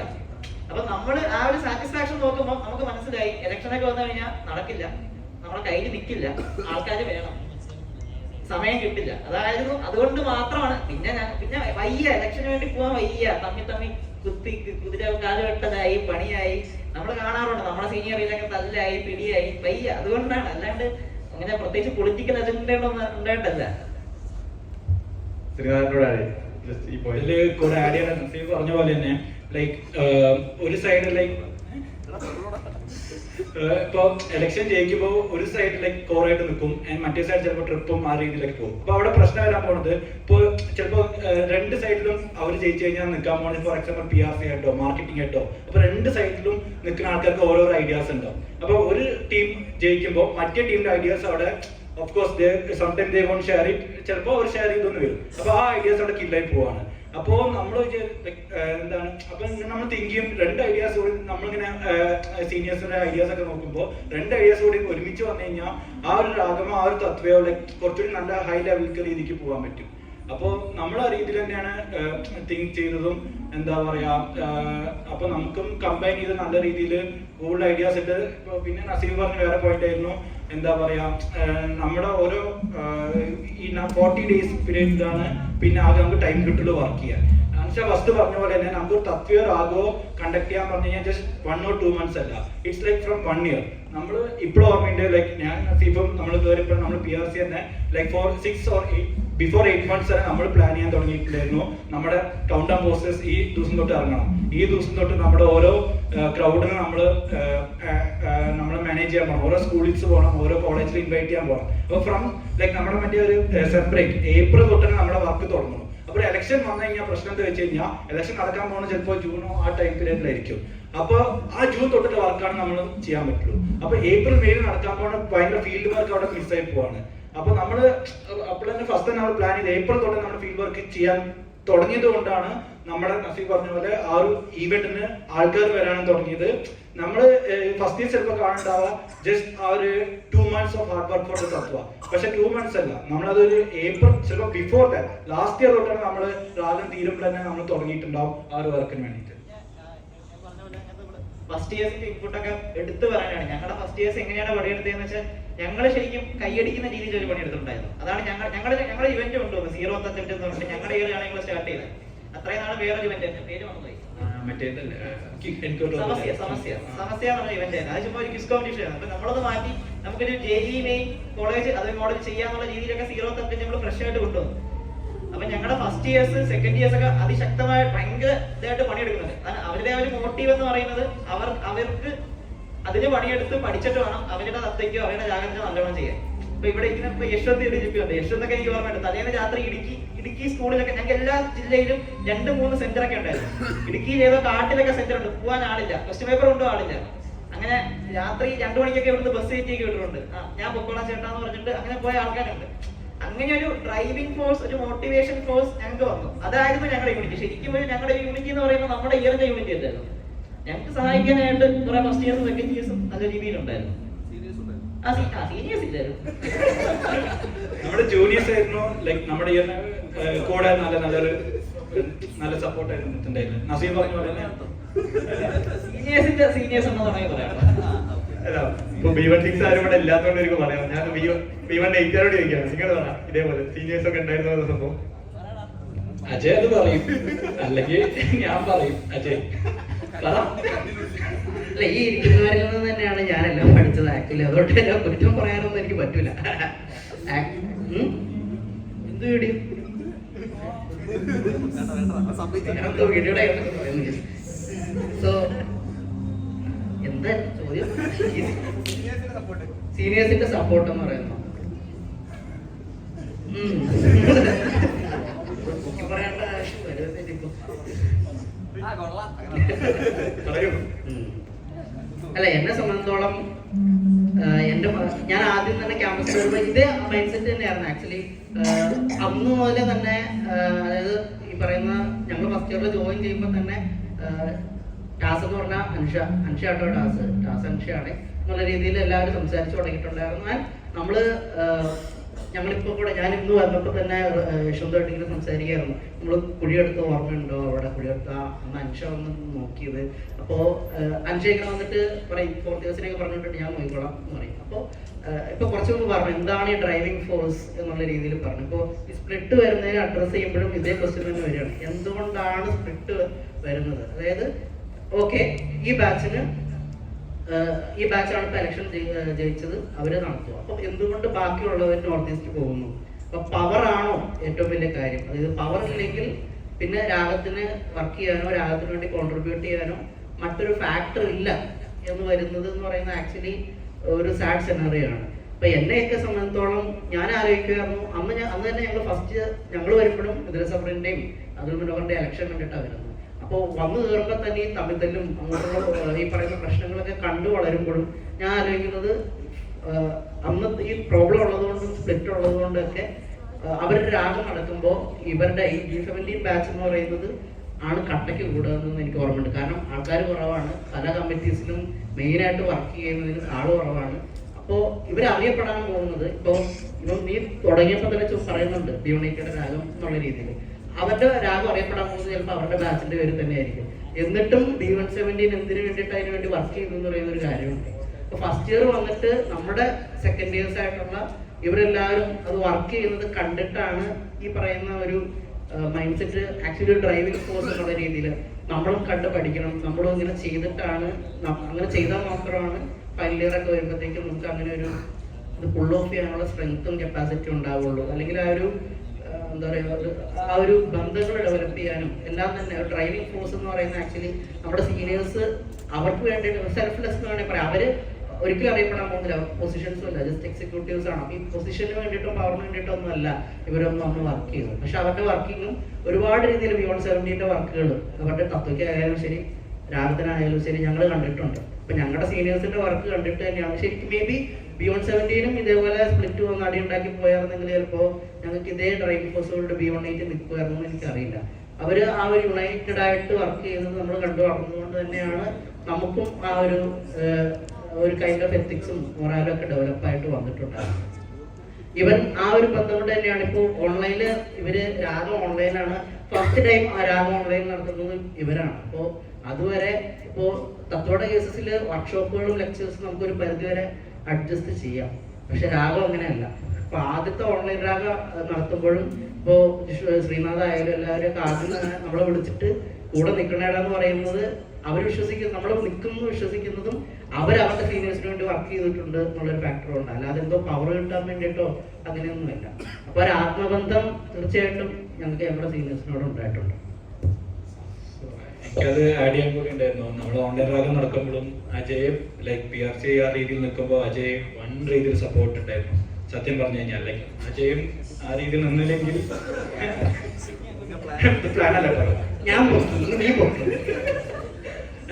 അപ്പാർട്ട് ഫ്രം ജോസ് അപ്പാർട്ട് അവൻ നല്ല രീതിയിൽ അവൻ നമ്മുടെ ചെയ്യുന്ന ഒരാൾ എങ്ങനെയാണോ വർക്ക് ചെയ്യുന്നത് ആ രീതിയിൽ തന്നെയായിരുന്നു അജയ് നിൽക്കണ്ടായിരുന്നു. അജയ സമയത്ത് കൂടെ നിന്നില്ലെങ്കിൽ എനിക്കറിയില്ല എങ്ങനെയാണ് ഫുൾ ഓഫ് ചെയ്യാൻ പറ്റുന്നുണ്ടാവും.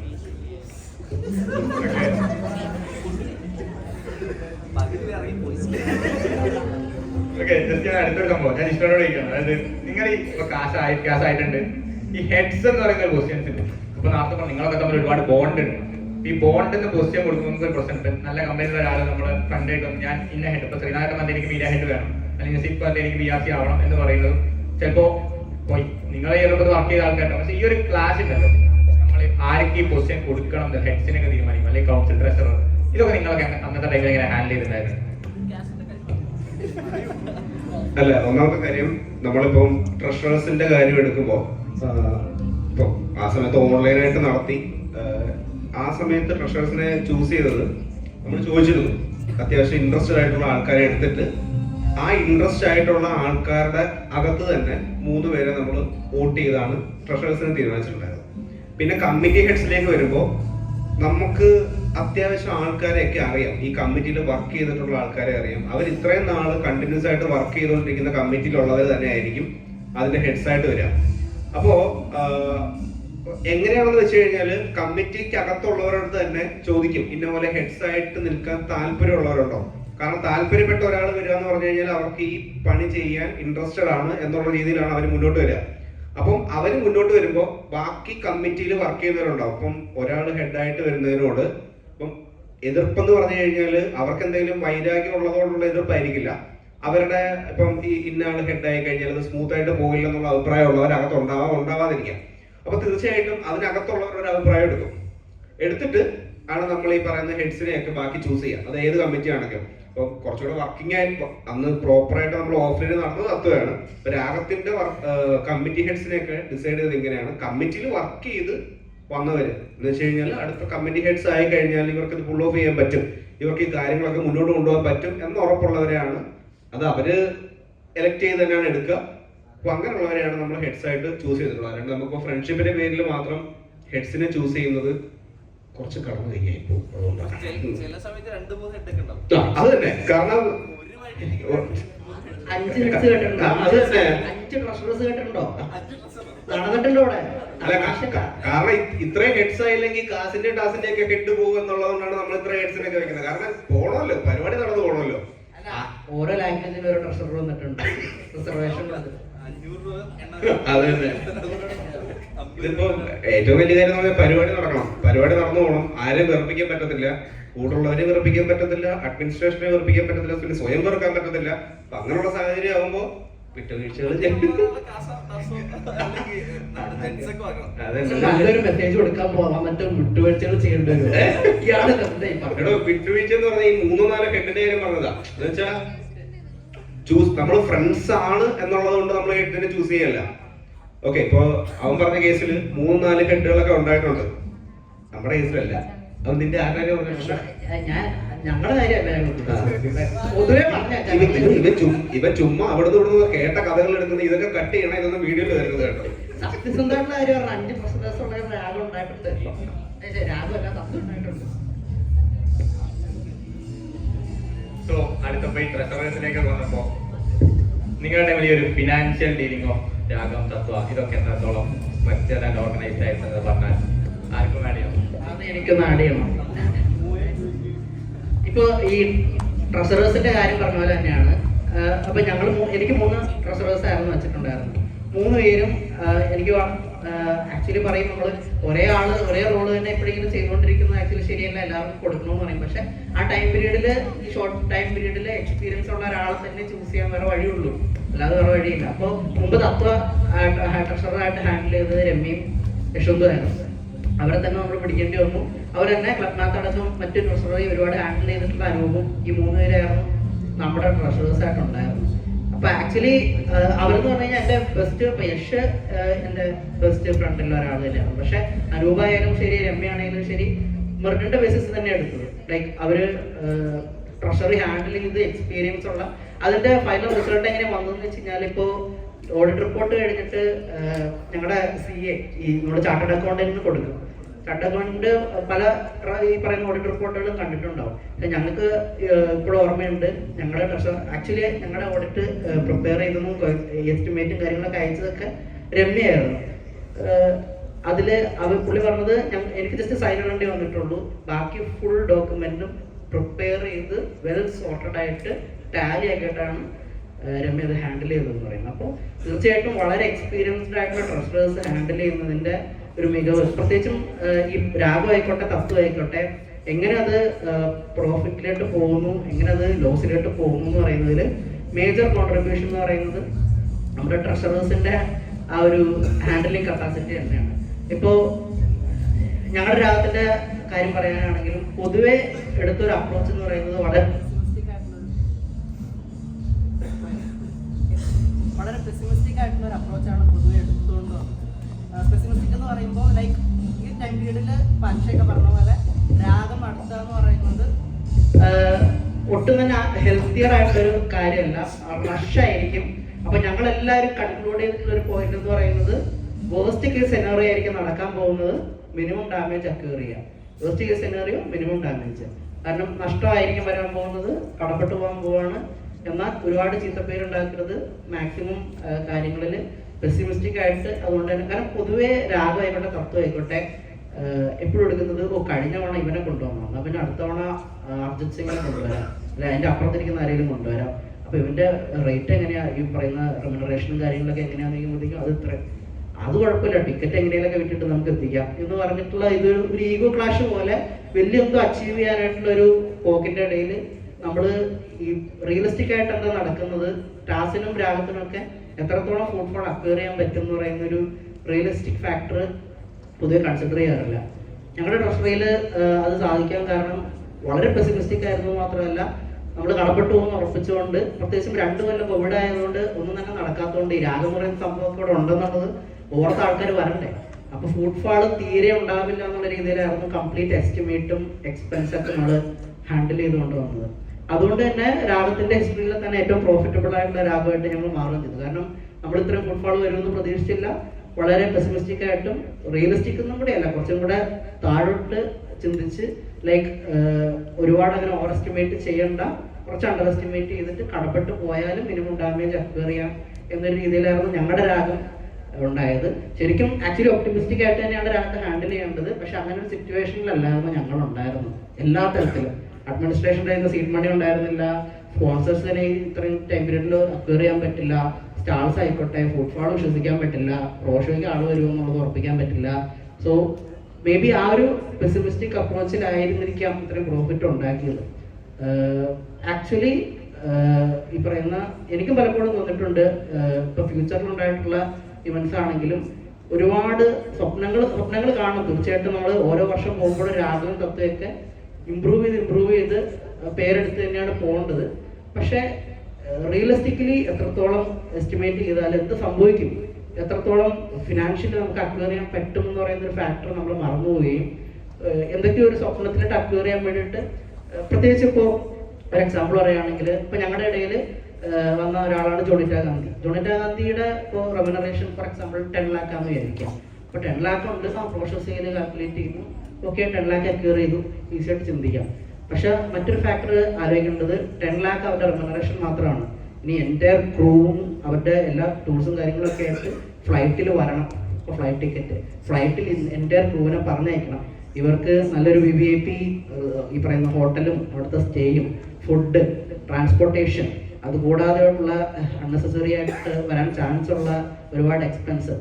അത് ഞങ്ങൾക്ക് വന്നത് ഈ ജോണിറ്റ ഗാന്ധി വന്നിട്ട് 12 മണിക്ക് തീർത്തിട്ട് പൊക്കോളാം എന്ന് പറഞ്ഞുകൊണ്ട് 4 മണിക്കൊക്കെ എന്തോ ആയിരുന്നു ഇവരുടെ ഫ്ലൈറ്റ്. അപ്പോൾ ഇവർ പാട്ട് നിർത്തണം 2:30 ആയി. എന്നിട്ട് പാരലി അവർ പറയാ ഫ്ലൈറ്റ് മിസ്സാവും കേട്ടോ, ഒരു എക്സ്ട്രാ 6 ലക്ഷം രൂപ. ഇപ്പൊ എവിടെ നിന്നുണ്ടായി കൊടുക്കാൻ എക്സ്ട്രാ 6 ലക്ഷം രൂപ? എന്നിട്ട് ഞങ്ങൾ എന്തോ ഫസ്റ്റ് ആംബുലൻസ് കളിച്ചിട്ടാണ് അവർ ഫ്ലൈറ്റ് കയറ്റി വിട്ടത്. അപ്പോൾ ഏത് വഴിക്കാണ് എന്ത് പൈസ എക്സ്പെൻസ് വരാൻ പോകണമെന്ന് പറയാൻ പറ്റില്ല. ഏതെങ്കിലും വഴിക്കൊക്കെ എന്തെങ്കിലുമൊക്കെ സംഭവിച്ചെന്ന് വരും. അപ്പോൾ 6 ലക്ഷം പോയായിരുന്നെങ്കിൽ എന്ത് സംഭവിക്കും എന്നുള്ളതാണ് മേജറായിട്ടുള്ള ഒരു പ്രോബ്ലം. അപ്പോൾ ഇതുപോലുള്ള കാര്യങ്ങളും ഒരു ബഫറും ഒക്കെ മൈൻഡിൽ വെച്ചിട്ടായിരിക്കണം ശരിക്കും രാഗമായിക്കോട്ടെ തത്വമായിക്കോട്ടെ അപ്രോച്ച് ചെയ്യേണ്ടത്. അത് നമ്മുടെ അഡ്മിനിസ്ട്രേഷനും ചെയ്യാറില്ല. അഡ്മിനിസ്ട്രേഷൻ എല്ലാ വർഷവും വിളിച്ചു വരുത്തിയിട്ട് കടപ്പെട്ട് പോയിട്ടുണ്ട് എന്ന് പറഞ്ഞ് കുറേ ചീത്ത പറയുന്നതല്ലാതെ എന്തുകൊണ്ട് ഇവിടെ ഇത് സംഭവിക്കുന്നു, എന്താണ് എസ്റ്റിമേറ്റ് സംഭവിക്കുമ്പോൾ പ്രശ്നം എന്നുള്ളത് ഇവിടുത്തെ എക്കണോമിക്സ് ഡിപ്പാർട്ട്മെന്റിൽ ഒരു പ്രൊഫസർ പറഞ്ഞു കൊടുക്കാറൊന്നുമില്ല. അപ്പോൾ തീർച്ചയായിട്ടും അതൊക്കെ ഒന്ന് ശ്രദ്ധിച്ച് കഴിഞ്ഞാൽ ആക്ച്വലി ശ്രദ്ധിക്കാവുന്നത് കുറച്ചും കൂടെ നമ്മൾ സ്വപ്നം കാണാം. പക്ഷേ നമ്മുടെ ഫുട്ഫാൾ എന്താണെന്ന് തിരിച്ചറിഞ്ഞിട്ടുള്ള രീതിയിലുള്ള ഫിനാൻസ് അഡ്ജസ്റ്റ്മെന്റുകൾ നടത്തണം. ഈ പ്രയോറിറ്റൈസ് ചെയ്യാന്നുള്ളതാണ് ഞാൻ പറഞ്ഞത്. ഇപ്പം 10 ലക്ഷം രൂപയ്ക്ക് യൂണിറ്റ കഥ കൊണ്ടുവരും. ഇപ്പം അടുത്ത വർഷം ആകുമ്പോഴേക്കും ഓക്കെ നമുക്ക് 30 ലക്ഷം രൂപ കൊടുത്താൽ ഇപ്പം ശ്രേയ ഘോഷാലിനെ കൊണ്ടുവരാം. പക്ഷെ അവിടെ നിങ്ങൾ ആ 20 ലക്ഷം രൂപ സേവ് ചെയ്യുവാണെങ്കിൽ നമുക്കത് ഇവന്റിലോട്ട് ഇടാം. തത്വമാണെങ്കിൽ നിങ്ങൾ invest more on the tech events. ഇപ്പം ഞങ്ങളുടെ ഈ ഒരു റോബോ ഉണ്ടായിരുന്നു, അതിൻ്റെ അടുത്ത് ഞങ്ങളെ മൂടിക്കൊക്കെ കണ്ട് അത് കണ്ടിട്ട് കോപ്പി അടിച്ചാണ്. പക്ഷെ അത് നമ്മളത് കൊണ്ടുവച്ചാൽ നമുക്ക് എത്രയും നാൾ ഈ റോബോവാർ എന്ന് പറയുന്ന നല്ല എക്സ്പെൻസീവ് ആയിട്ടുള്ള ഇവന്റ് ആണ്. ആ ഇവന്റ് നമുക്ക് കൊണ്ടുവരണമെന്നുണ്ട്. കാരണം ടെക് ഇവന്റ്സ് ഞങ്ങൾക്ക് കൂടുതൽ കൊണ്ടുവരണമെന്നുണ്ടായിരുന്നു. ഒരു നോബൽ ലോറൈറ്റ് ഉണ്ടായിരുന്നു, ലോറൻസ് അംബ്രോസ്. അങ്ങനെ അദ്ദേഹത്തിന് നല്ല പൈസ കൊടുത്തിട്ട് ഇറങ്ങിയ പുള്ളി US വന്നത്. അപ്പം ഇൻവെസ്റ്റ് മോർ ഞങ്ങൾ ചെയ്തതെന്ന് വെച്ചാൽ prioritise more on tech events ആണ്. ഇപ്പൊ യാഗമാണെങ്കിൽ ഈ വട്ടം ലിറ്ററേച്ചർ ഇവന്റ്സിന് കുറച്ചും കൂടെ പ്രയോറിറ്റി കൊടുക്കണം എനിക്ക് തോന്നുന്നുണ്ട്. അത്യാവശ്യം ലിറ്ററേച്ചർ തന്നെ ഇതാക്കിയിട്ട് കുറെ ലിറ്ററേച്ചർ ഇവന്റ്സ് ഞാൻ പോസ്റ്ററുകൾ കണ്ടു, 15 ഞാൻ ഇപ്പൊ ഇവിടെ കണ്ടു, ഇവന്റുകൾ കണ്ടു. അപ്പം അതുപോലെ യാഗമാണെങ്കിൽ കൾച്ചർ ഞാൻ ലിറ്ററേച്ചർ ഇവന്റ്സിന് കൂടുതൽ ഫോക്കസ് കൊടുക്കുക. ഇങ്ങനെ ഫോക്കസ് പിന്നെ നടത്തുന്ന ഇവന്റുകൾ മര്യാദയ്ക്ക് നടത്തുക. അപ്പൊ അതിന് ചുറ്റിപ്പറ്റി പ്രൊക്യൂർമെന്റ്, ജഡ്ജിങ് കമ്മിറ്റി, അതിന്റെ ബാക്കിയുള്ള കാര്യങ്ങൾ കുറെ കാര്യങ്ങളുണ്ടാവും. അപ്പം അതിന് ഞങ്ങൾ പ്രയോറിറ്റൈസ് ചെയ്തിട്ടുണ്ടായിരുന്നു. Rather than like spending big part of a budget process. നമുക്ക് എപ്പോഴും ഒരു ഫിനാൻസ് കൺസ്ട്രെയിന്റ് ഉണ്ടാവും. അത് നമ്മൾ എങ്ങനെ സ്കോപ്പ് ചെയ്യുന്നു എന്നുള്ളതായിരുന്നു ഒരു പരിധി വരെ നമ്മുടെ ഇവന്റിന് ഗുഡ് വിൽ ഉണ്ടാക്കുക. ബാക്കി ഇപ്പം നമുക്കിപ്പം എന്താ പറയാ, ഇപ്പം നമ്മളിപ്പോ പ്രോ ഷോയിലോട്ട് കൂടുതൽ ഇൻവെസ്റ്റ് ചെയ്യുവാണെങ്കിൽ നമുക്ക് ധാരാളം ഇപ്പം ചിലപ്പോൾ ഫിനാൻഷ്യലി നമുക്ക് അടികൾ വരാം, വേറെ പല രീതിയിലും അടികൾ വരാം. നമുക്ക് ചിലപ്പം ബാഡ് നെയിംസ് വേറെ പല രീതിയിലും വരാം, ഇവന്റിന്റെ വീട്ടിൽ പ്രശ്നങ്ങൾ വരാം.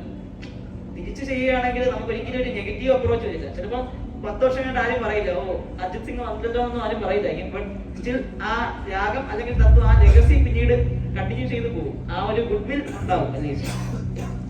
ഒരു പോയിന്റോട് ജസ്റ്റ് നമ്മളെല്ലാവരും ടെക്നിക്കൽ കോഴ്സ് പ്രൊഫഷണൽസ് ആവാൻ ആഗ്രഹിക്കുന്നവരാണ്, അതിനോട് പഠിക്കുന്നവരാണ്. സോ നമ്മൾ എന്ത് ഇവന്റ് നടത്തുമ്പോഴും ബി പ്രൊഫഷണൽ. ലൈക്ക് നമ്മളിപ്പോൾ ഒരാളെ വിളിക്കുന്നു, നമുക്ക് പറ്റുന്നില്ല, അങ്ങനെയാണെങ്കിൽ നമ്മൾ ഒഴിവാക്കുന്നു. എല്ലാ കാര്യത്തിലും നമ്മൾ പ്രൊഫഷണലിസം കീപ്പ് ചെയ്യുക. ഇപ്പൊ നമ്മുടെ മണി ഹാൻഡ്ലിംഗ് ആണെങ്കിലും ഇപ്പൊ എനിക്കൊന്ന് 2000 ഞങ്ങളുടെ തത്വക്ക് മുമ്പ് വരെ ആ സമയത്ത് കൂടുതലും അക്കൗണ്ട് വഴി ആയിരുന്നില്ല ട്രാൻസാക്ഷൻ ഉണ്ടായിരുന്നത്. അത് അവരുടെ കുറ്റമായിട്ടായിരുന്നില്ല എന്ന് പറയുന്നത്. അതായിരുന്നു അത്രയും നാളുണ്ടായിരുന്നത്. അധികം UPI പേയ്മെന്റ്സ് ഒക്കെ സ്റ്റാർട്ടായി വരുന്നേ ഉള്ളൂ. It's not easy to handle all the transaction. അപ്പോ നമ്മുടെ ഇയറില് എനിക്ക് തോന്നുന്നത് നമ്മുടെ തത്വയില് നമ്മൾ ആദ്യം ഫ്ലാഗ് ചെയ്ത് വെച്ചിരുന്നത് ഫസ്റ്റ് തത്വ പേപ്പർലെസ് തത്വ ആയിരുന്നു നമ്മുടെ എൻ്റെ ഐഡിയ. ലൈക്ക് പേപ്പറിൽ ഒന്നും യൂസ് ചെയ്യണ്ട, ഫുൾ ടെക്നിക്കൽ. വരുന്നവർക്ക് എല്ലാവർക്കും QR കോഡ്, വരുന്ന registration full QR, certification full QR verified. എല്ലാവരും അകത്ത് കയറുമ്പോൾ പണ്ട് എഴുതി കൊടുക്കലായിരുന്നു ടിക്കറ്റ് കൊടുക്കുന്ന പോലെ. അതൊന്നും വേണ്ട, ജസ്റ്റ് നമ്മൾ ഒരു ആപ്പ് ഡെവലപ്പ് ചെയ്യും, ആപ്പിൽ കാണിക്കും, അപ്പൊ ഇവര് പെർട്ടിക്കുലർ രജിസ്ട്രേഷനിലായിരിക്കും. പിന്നെ നമ്മുടെ മുമ്പത്തെ സീനിയേഴ്സിന് കംപ്ലീറ്റ് വന്നിരുന്നു, നമ്മുടെ സർട്ടിഫിക്കറ്റ് ചുമ്മാ അടിച്ചിട്ട് അന്ന് KTU പോയിന്റ്സ് ഉണ്ടായിരുന്നു.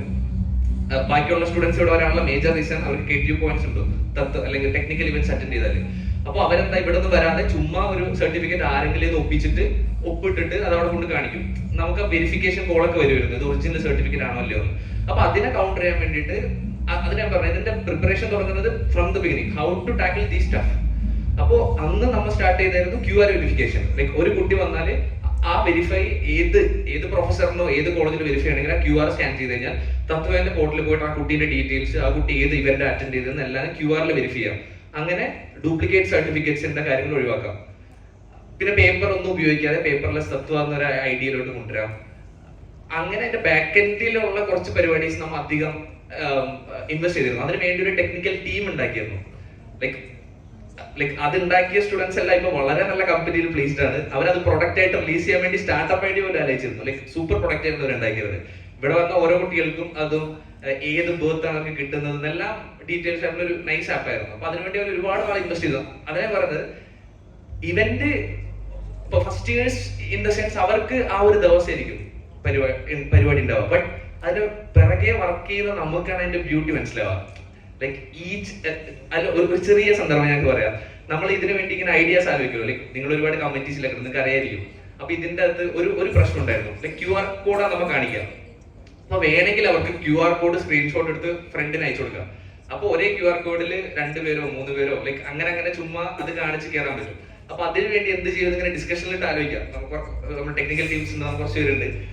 അപ്പൊ എഡ്വിനും ഫർസീനായിരുന്നു എന്റെ ഹെഡ്സ്. അപ്പൊ എഡ്വിൻ ഇങ്ങനെ ആലോചിച്ച് കുറച്ച് നമുക്കൊരു ഐഡിയ ഉണ്ട്. നമുക്ക് അതിന്റെ ഒരു പെൻഡുലം ക്ലോക്ക് വെക്കാം. പെൻഡുലം മൂവ് ചെയ്യുന്നുണ്ടെങ്കിൽ സ്ക്രീൻഷോട്ട് അല്ലെങ്കിൽ അതൊരു പെർട്ടിക്കുലർ ആംഗിൾ അല്ലെങ്കിൽ അതിന്റെ ടൈം പീരീഡ് എല്ലാം വെച്ചിട്ട് അത് വെച്ചിട്ട് നമുക്ക് ലൈവ് ആണോ അല്ലോ തീരുമാനിക്കാം. ലൈക്ക് അങ്ങനെയുള്ള ഐഡിയാസ് ഒക്കെ രാത്രി എന്തായിരിക്കും നമ്മൾ ആലോചിക്കാം. ഓക്കെ, രാവിലെ ക്ലാസ്സിൽ പോകണല്ലോ. അതൊക്കെ ആലോചിച്ച് ക്രാക്ക് ചെയ്ത് ഫൈൻ ട്യൂൺ ചെയ്തിട്ടായിരിക്കും ഓരോ സാധനം ഉണ്ടാക്കാം. അങ്ങനെയാണ് അതിന്റെ ബ്യൂട്ടി വരുന്നത്. അപ്പോ നിങ്ങളുടെ ഫ്രണ്ട്സ് ആയിട്ട് നിങ്ങളുടെ ടീമായിട്ട് എല്ലാവരും ഇതിന്റെ പുറകെയുള്ള ലൈക്ക് ഇത് നിങ്ങൾക്ക് ഇപ്പൊ മാത്രമല്ല ഗുണാവ, ലൈക്ക് നിങ്ങളുടെ ടെക്നിക്കൽ സ്കിൽ എല്ലാവർക്കും കൊണ്ട് ഉപകാരം വേണം. വരുന്ന നമ്മുടെ പരിപാടി കാണാൻ വരുന്നവർക്ക് അറ്റ്ലീസ്റ്റ് സയന്റിഫിക് ടെമ്പർ എന്തെങ്കിലും കയറണം. അവർക്ക് ഇതുകൊണ്ട് ഒരു മോട്ടിവേഷൻ വേണം. ക്യാമ്പസ് നല്ലതാണെന്ന് തോന്നണം. ടോക്ക് വെക്കുന്നതും നമ്മൾ ഇതിന്റെ പിറകെ പണിയെടുക്കുന്ന എല്ലാവർക്കും നല്ല മൊമെന്റ് വേണം. ഇപ്പൊ തിരിച്ച് ക്യാമ്പസിൽ വരുമ്പോൾ നമ്മൾ അന്ന് ഉറപ്പില്ലാതെ ഉണ്ടാക്കിയ കാര്യങ്ങളെല്ലാം കാണുമ്പോഴെല്ലാം നമുക്കൊരു എക്സ്ട്രാ ഒരു പ്ലഷറാണ് കുറച്ച് കഴിയുമ്പോൾ. സോ ഈ എല്ലാ ഹാപ്പിനെസ്സും നിങ്ങൾക്ക് കിട്ടാൻ അതിന്റെ പിറകിൽ എടുക്കുന്ന വർക്കിനാണ് കിട്ടുക. അല്ലാതെ നമ്മുടെ പരിപാടിയുടെ അന്ന് obviously that part will go on. There is no issue in that. നിങ്ങൾക്ക് എത്രയാണോ നിങ്ങളുടെ ബഡ്ജറ്റ് ഒരു മെൻഷൻ ചെയ്തപോലെ ട്രഷറർ നമ്മുടെ ബഡ്ജറ്റ് എത്രയാണോ ബഡ്ജറ്റ് അനുസരിച്ച് നമുക്ക് വേണ്ട പ്രോഷ തീരുമാനിക്കാം. ബട്ട് ബാക്കിയുള്ള കാര്യങ്ങളിൽ നമ്മൾ ബഡ്ജറ്റ് ഇടും.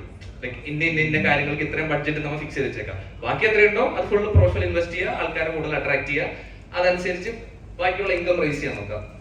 And one more thing, like whether our event is profitable or not doesn't matter. It should be break even, that's all. പൈസ കാരണം നമ്മുടെ പൈസ മൊത്തം സ്റ്റുഡൻസിന്റെ പൈസയാണ്. ഇവിടെ ഇരിക്കുന്ന ഒരു മെമ്പറും വീട്ടിൽ നിന്ന് ഒരു പൈസ കൊണ്ടുവന്നിട്ടല്ല പരിപാടി നടത്തുന്നത്. ആരുടെയും ദാനത്തിന്റെ പുറത്തല്ല പരിപാടി നടത്തുന്നത്. കിട്ടുന്ന ഓരോ പൈസയും ഇവിടുത്തെ സ്റ്റുഡൻസിന്റെതാണ് ഇതിന്റെ ബേസ് വരുന്നത്. പിന്നെ നമ്മുടെ സീനിയേഴ്സ് എല്ലാം കൂടെ ഉണ്ടാക്കി വെച്ച ഒരു ലെഗസിയാണ് തത്വ രാഗം എന്നുള്ള ലെഗസിന്റെ പുറത്ത് ആൾക്കാർ കാണാൻ വരുന്നു. അതുകൊണ്ട് ഇവിടെ ഒരാളും ഇപ്പൊ നമ്മളെല്ലാരും കഷ്ടപ്പെട്ടെന്ന് പറഞ്ഞാലും അതൊന്നും നമ്മുടെ പൈസയല്ല. അതിന്റെ പ്രോഫിറ്റും നമ്മുടെ പ്രോഫിറ്റ് അല്ല. കാരണം എന്റെ പേരിൽ ഒരു ഇവന്റ് ഉണ്ടാക്കി നടത്തുന്നതല്ല. സോ ആ ഒരു ബോധ്യം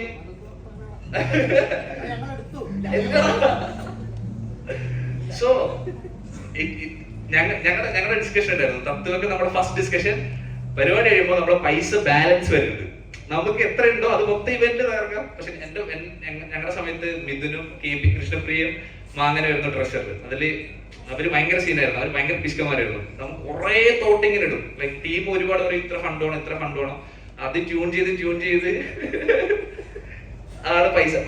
നമ്മുടെ ഇയറിൽ ഇപ്പൊ ലോറൻസ് ആൻഡ് ക്രോസ് വരുന്നുള്ളൂ. ഒറ്റ ഫ്ലൈറ്റ് ടിക്കറ്റ് നമ്മൾ ചെലവാക്കിയിട്ട് ലൈക്ക് നിങ്ങൾക്ക് ഇപ്പൊ നിങ്ങൾക്ക് അതൊരു പൈസ അല്ലായിരിക്കും. ഞങ്ങൾക്ക് അത് ഭയങ്കര വലിയ പൈസ. 6 ലക്ഷം രൂപ ജസ്റ്റ് ഒരു 1 hour lecture, there is no return. കാരണം ലെക്ചറിന് നമുക്ക് കൂടുതൽ പൈസ ഒന്നും ഉണ്ടാക്കാൻ പറ്റില്ല, അത് നമുക്ക് ലാഭമുള്ള പരിപാടിയല്ല. ഒരു ലെക്ചർ കോളേജിൽ നടത്താന്ന് പറഞ്ഞാൽ it's not a profitable event. പക്ഷെ നമ്മുടെ കോളേജിൽ ആ പുള്ളിക്കാരന് സ്പെഷ്യലായിട്ട് ഫിസിക്സ് ഡിപ്പാർട്ട്മെന്റിൽ ഒരു സ്റ്റുഡൻസ് ഇന്ററാക്ഷൻ വെക്കാം, നമ്മുടെ സ്റ്റുഡൻസിനും പ്രൊഫസേഴ്സിനൊക്കെ ഡീൽ ചെയ്യാൻ കുറച്ച് സമയം ഇൻവെസ്റ്റ് ചെയ്യാം. കാരണം ഇത്രയും ഇൻവെസ്റ്റ് ചെയ്തിട്ട് കോളേജ് വരാണ്. സോ അങ്ങനെയുള്ള എക്സ്ട്രാ തോട്ട്സ് ഇടാം. ലൈക്ക് അറ്റ് ദി എൻഡ് എല്ലാവരും ഹാപ്പി ആയിട്ട്, നമുക്ക് എല്ലാവരും ഹാപ്പി എന്തായാലും ആവില്ല, അതേറെ കാര്യം, എന്തെങ്കിലും പ്രശ്നങ്ങൾ ഉണ്ടാവും. ബട്ട് ടു ദ മാക്സ് നമുക്ക് പറ്റുന്ന രീതിയിൽ ബ്യൂട്ടി ആയി കഴിഞ്ഞാൽ കുറച്ച് കഴിയുമ്പോഴും നമുക്ക് ഒരുപാട് ബ്യൂട്ടിഫുൾ മെമ്മറീസ് ആയിരിക്കും. ഇങ്ങനെ കുറച്ച് ഇവിടെ ഒന്നും വന്നില്ലെങ്കിലും ഞങ്ങൾ ഇങ്ങനെ ചുമ്മാ കൂടിയിരിക്കുമ്പോൾ വെറുതെ ഇങ്ങനെ നമുക്ക് പണ്ട് അങ്ങനെയായിരുന്നു ഇങ്ങനെയായിരുന്നു നിങ്ങളുടെ തോന്നിട്ട് കാര്യമില്ല, തള്ളതായിരിക്കും. നമുക്ക് എന്തെങ്കിലും പറഞ്ഞ് കളിക്കാൻ പറ്റിയ ഒരു നല്ല മെമ്മറി ആയിരിക്കും. പിന്നെ ഒരു പോയിന്റ് കൂടി ആഡ് ചെയ്യാൻ വെച്ച് കഴിഞ്ഞാൽ ലൈക്ക് എല്ലാവരും പുറത്തുനിന്ന് ആൾക്കാർ വരുന്നു ലൈക്ക് ഈവന്റ് അതിന്റെ കൂടെ തന്നെ ലൈക്ക് ബേസിക്കലി ഫസ്റ്റ് നമ്മൾ ഈ തത്വരാഗം പറയും നമ്മുടെ കോളേജിനുള്ളിലുണ്ട് ലൈക്ക് ഇൻ പി ആർസ് ലൈക്ക് നമ്മുടെ കോളേജിന്റെ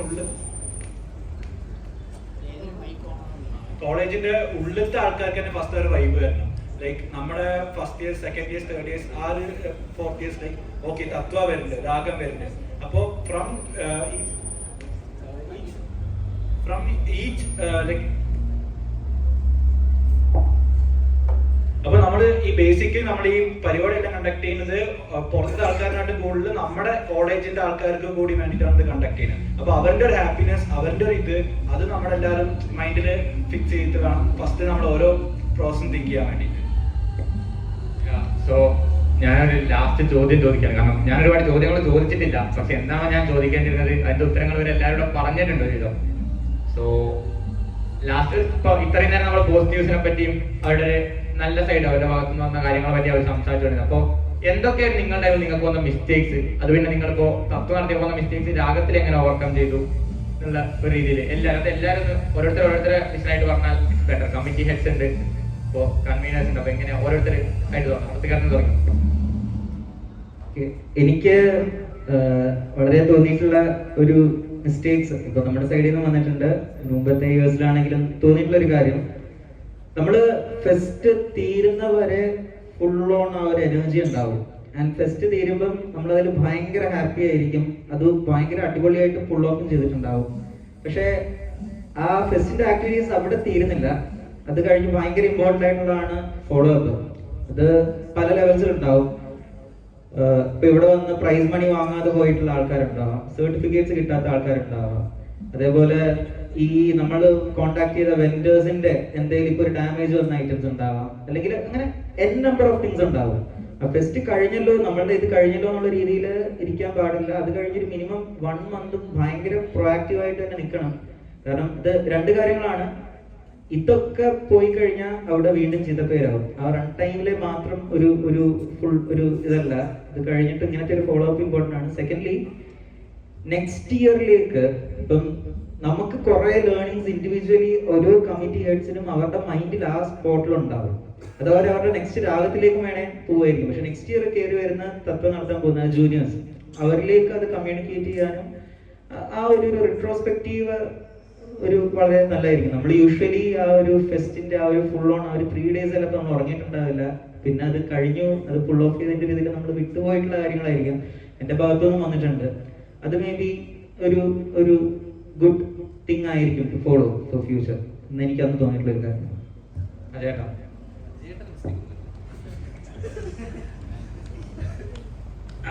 മിസ്റ്റേക്ക് ഒരുപാട് റഷ് ചെയ്ത് നടത്തിയ ഫസ്റ്റ് ആയതുകൊണ്ട് ഒരുപാട് മിസ്റ്റേക്കുകൾ വന്നിട്ടുണ്ട്.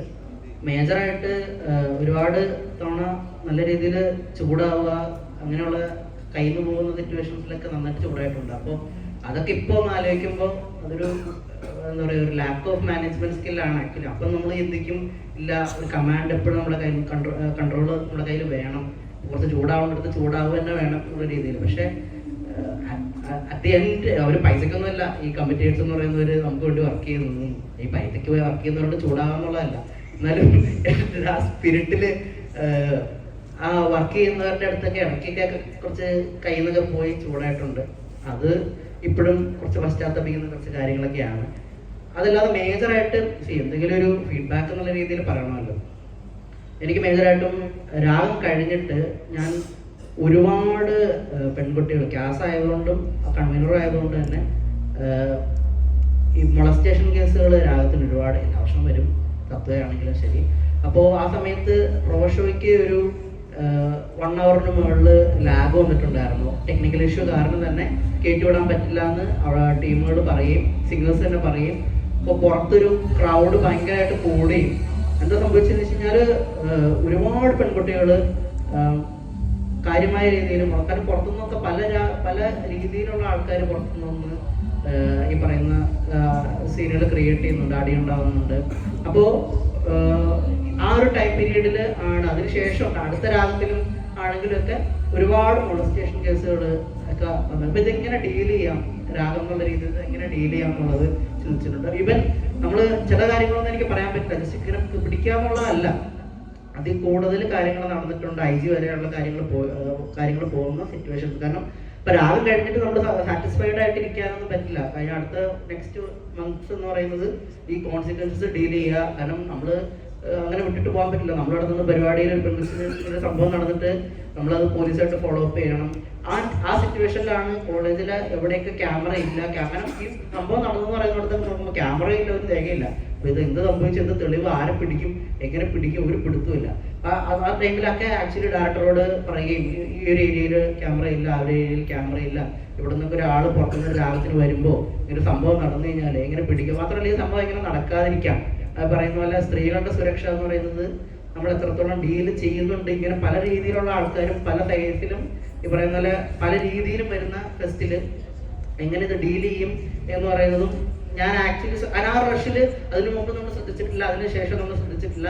നമ്മുടെ തലയിൽ പോകാത്തൊരു സാധനമായിരുന്നു. അപ്പൊ എന്റെ രാഗത്തിന് അത് കഴിഞ്ഞിട്ടുള്ള രാഗങ്ങൾക്കായാലും ശരി കോൺസ്റ്റന്റ്ലി ഞാൻ കേട്ടു വന്നിട്ടുള്ള ഒരു പ്രശ്നം തന്നെയായിരുന്നു ഇത്. സ്ത്രീകളുടെ കൺസേൺസ് അല്ലെങ്കിൽ ഇങ്ങനെ പുറത്തുനിന്ന് വരുന്നവർ അവരെങ്ങനെ ഡീൽ ചെയ്യുന്നത്. അപ്പോൾ അതെങ്ങനെ ഡീൽ ചെയ്യാം എന്നുള്ളത്. കാരണം ആ രാഗം കഴിഞ്ഞിട്ട് മറ്റു പല കാര്യങ്ങളും നമുക്ക് സന്തോഷമുണ്ടെങ്കിലും ഞാൻ അന്ന് ഈ പറയുന്ന പ്രൊഫഷൻ മേടിച്ച് സംഭവം നടന്നിട്ടാണല്ലോ ഈ കോൺസിക്വൻസസ് ഇവർക്ക് ഉണ്ടായതെന്ന് പറയുന്ന ഒരു ചെറിയ ട്രോമ നമുക്ക് നമ്മുടെ മൈൻഡിലും വരും. അപ്പോൾ ആ ഒരു വെക്കേഷൻ ടൈമിലും എന്നെയും കുറച്ചുകൂടെ ഹോണ്ട് ചെയ്യുന്നത് ഈ പറയുന്ന ഗേൾസ് എല്ലാം ഇങ്ങനെ പറയുന്നത് തന്നെയായിരുന്നു. ഒരുപാട് ഗേൾസ് നമ്മുടെ അടുത്ത് തന്നെ വന്ന് സംസാരിക്കുക, നിങ്ങൾ എന്തുകൊണ്ട് അന്ന് കയറ്റി വിട്ടില്ലായിരുന്നെങ്കിൽ ഇതുപോലെ ഈ ഒരു തിരക്ക് വരില്ലായിരുന്നല്ലോ.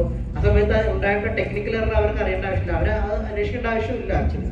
പക്ഷെ പിന്നീട് അത് കേൾക്കുമ്പോൾ നമുക്ക് അതിലേക്ക് okay better management, crowd control എന്ന് പറയുന്നത് ക്രൗഡ് കൺട്രോൾ മാനേജ്മെന്റ് തന്നെയാണ്. നമ്മളത് OIT-ൽ കുറെ സ്റ്റാർട്ടിങ് ചെയ്തിട്ട് ഇങ്ങനെ കയറ്റി വിടുന്നു എന്നുള്ളതല്ലാതെ ഇപ്പൊ പല സ്ഥലങ്ങളിലും നോക്കിക്കഴിഞ്ഞാൽ ഇങ്ങനെ കയറി പോകുമ്പോൾ നമ്മൾ കളിയാക്കും എന്തിനാണ് ഇങ്ങനെയൊക്കെ എത്ര വെച്ചേക്കുന്നത്. പക്ഷെ ക്രൗഡ് മാനേജ്മെന്റ് ആണ്. അപ്പൊ അങ്ങനെയുള്ള പരിപാടികൾ നമ്മൾ ആലോചിച്ചിട്ടില്ലെന്നും ഈവൻ OIT-ൽ കയറുന്ന ഏരിയ മാത്രമല്ല രാഗത്തിന്റെ എവിടെ ഇത് സംഭവിക്കാം. അപ്പോൾ ഇതിനെങ്ങനെ ഹാൻഡിൽ ചെയ്യാം, കൂടുതൽ സെക്യൂരിറ്റി ക്യാമറാസ്, ഒരു വുമൺ സെൽ, അതുപോലെ തന്നെ ഫീമെയിൽ ആയിട്ടുള്ള ഫാക്കൽറ്റി സ്റ്റാഫുകൾ കൂടുതലും ഇതിനു വേണ്ടിയിട്ട് അഡ്രസ്സ് ചെയ്യാൻ ശ്രമിക്കാം. അങ്ങനെയുള്ള ഒരുപാട് ഫാക്ടേഴ്സ് ആക്ച്വലി എൻ്റെ രാഗം കഴിഞ്ഞ് ഈ കോൺസിക്വൻസസ് ഒക്കെ ഫേസ് ചെയ്ത് ഈ പോലീസിന്റെ കയ്യിൽ നിന്ന് കുറെ കേട്ടതിന് ശേഷമാണ് ഞാൻ ഡീറ്റെയിൽ ആയിട്ടൊരു സംഭവം എഴുതി കൊടുക്കുകയും അതിനുശേഷമുള്ള രാഗങ്ങൾക്ക് സംഭവിച്ചിട്ടുണ്ടോ എന്ന് എനിക്കറിയില്ല. പക്ഷെ അതൊരു മേജർ കോൺസിക്വൻസസും മേജർ മിസ്റ്റേക്കും ആയിരുന്നു എൻ്റെ രാഗത്തിന്. ഇതിനുള്ള ഇഷ്യൂസ് ധാരാളം ഉണ്ടാവും, സേഫ്റ്റി ഇഷ്യൂസ് ഉണ്ടാവും. ഇപ്പൊ ഞങ്ങളുടെ മുമ്പത്തെ ഇയറിന് ഞങ്ങളായിട്ട് നടത്തിയ ഇവന്റ് ഉണ്ടായിരുന്നു, ഈ സ്ലിപ്പ് സോക്കർ എന്ന് പറഞ്ഞിട്ട്. അപ്പൊ അതിനകത്ത് സ്ലിപ്പ് ചെയ്തിട്ട് തലയിടിച്ച് വീണിട്ട് ഞങ്ങളുടെ ഒരു ജൂനിയറിന്റെ ഞങ്ങൾ അടുത്തൊരു ഫ്രണ്ടും കൂടെ പുള്ളിയുടെ ബോധം പോയെന്ന് വെച്ചാല് പുള്ളി ഒരു 2 ദിവസം ബാക്കിലോട്ടായി. Day 3 രാഗത്തിന് പുള്ളി തലയിടിച്ച് വീണ് എണീറ്റിട്ട് പുള്ളി പറയുന്നത് നമുക്ക് അങ്കിത്തിവാരിയുടെ പരിപാടിക്ക് വന്നു. അങ്കിത്തിവാരി 2 ദിവസം വന്നിട്ട് പോയി. അവൻ അതിന് പാർട്ടിസിപ്പേറ്റ് ചെയ്തതാണ്, അവന് ബോധമില്ല. അവൻ 2 ദിവസം ബാക്കിലോട്ട് പോയി. ഞങ്ങൾ നേരെ ICU കൊടുക്കണം. നമ്മൾ ശ്രദ്ധിക്കില്ല സേഫ്റ്റി ഇഷ്യൂസ്. ഇപ്പൊ ഇവിടെ കോറിയോനൈറ്റിന്റെ യാത്ര നടക്കുന്നത് നിങ്ങൾക്ക് മനസ്സിലാവും. അന്ന് പണ്ട് OIT-ലായിരുന്നു. അത് ഒരു മനുഷ്യനെ നിൽക്കാൻ പോയിട്ട് ശ്വാസം വിടാൻ പോലും സ്ഥലമില്ല. അന്നങ്ങാണം ആ സാധനം ഇടിഞ്ഞു വീണിരുന്നെങ്കിൽ നമ്മുടെ കയ്യിൽ നിൽക്കുന്ന പരിപാടിയൊന്നും അല്ല. നമ്മൾ സേഫ്റ്റിയുടെ കാര്യത്തിൽ നമ്മൾ കുറെ ചിന്തിക്കുന്നുണ്ടായിരുന്നു. കാരണം നമ്മുടെ അടുത്ത് പറഞ്ഞിരുന്നില്ല വേസ്റ്റ് മാനേജ്മെന്റ്. നമ്മുടെ അടുത്ത് ആരും കറക്റ്റ് ആയിട്ട് പറഞ്ഞില്ല. നമ്മൾ സ്റ്റാർട്ട് ചെയ്യുമ്പോൾ പ്രശ്നം കാണുമ്പോഴാണ് ഇങ്ങനെയുള്ള ഇഷ്യൂസ് ഒക്കെ നമ്മൾ കുറെ നോക്കുക. അപ്പൊ അങ്ങനത്തെ ഇഷ്യൂസ് നമ്മളത് റെക്ടിഫൈ ചെയ്യാന്നുള്ളതാണ്. ഇപ്പൊ ഞങ്ങൾക്കും കുറെ ഇപ്പം ജഡ്ജ്മെന്റിന്റെ കാര്യത്തിലായാലും ഇപ്പം പാർട്ടിസിപ്പൻസിന്റെ എന്തെങ്കിലും ഇഷ്യൂസ് ആയാലും ഹോസ്പിറ്റാലിറ്റിയിൽ ധാരാളം കംപ്ലൈൻസ് വരാറുണ്ട്.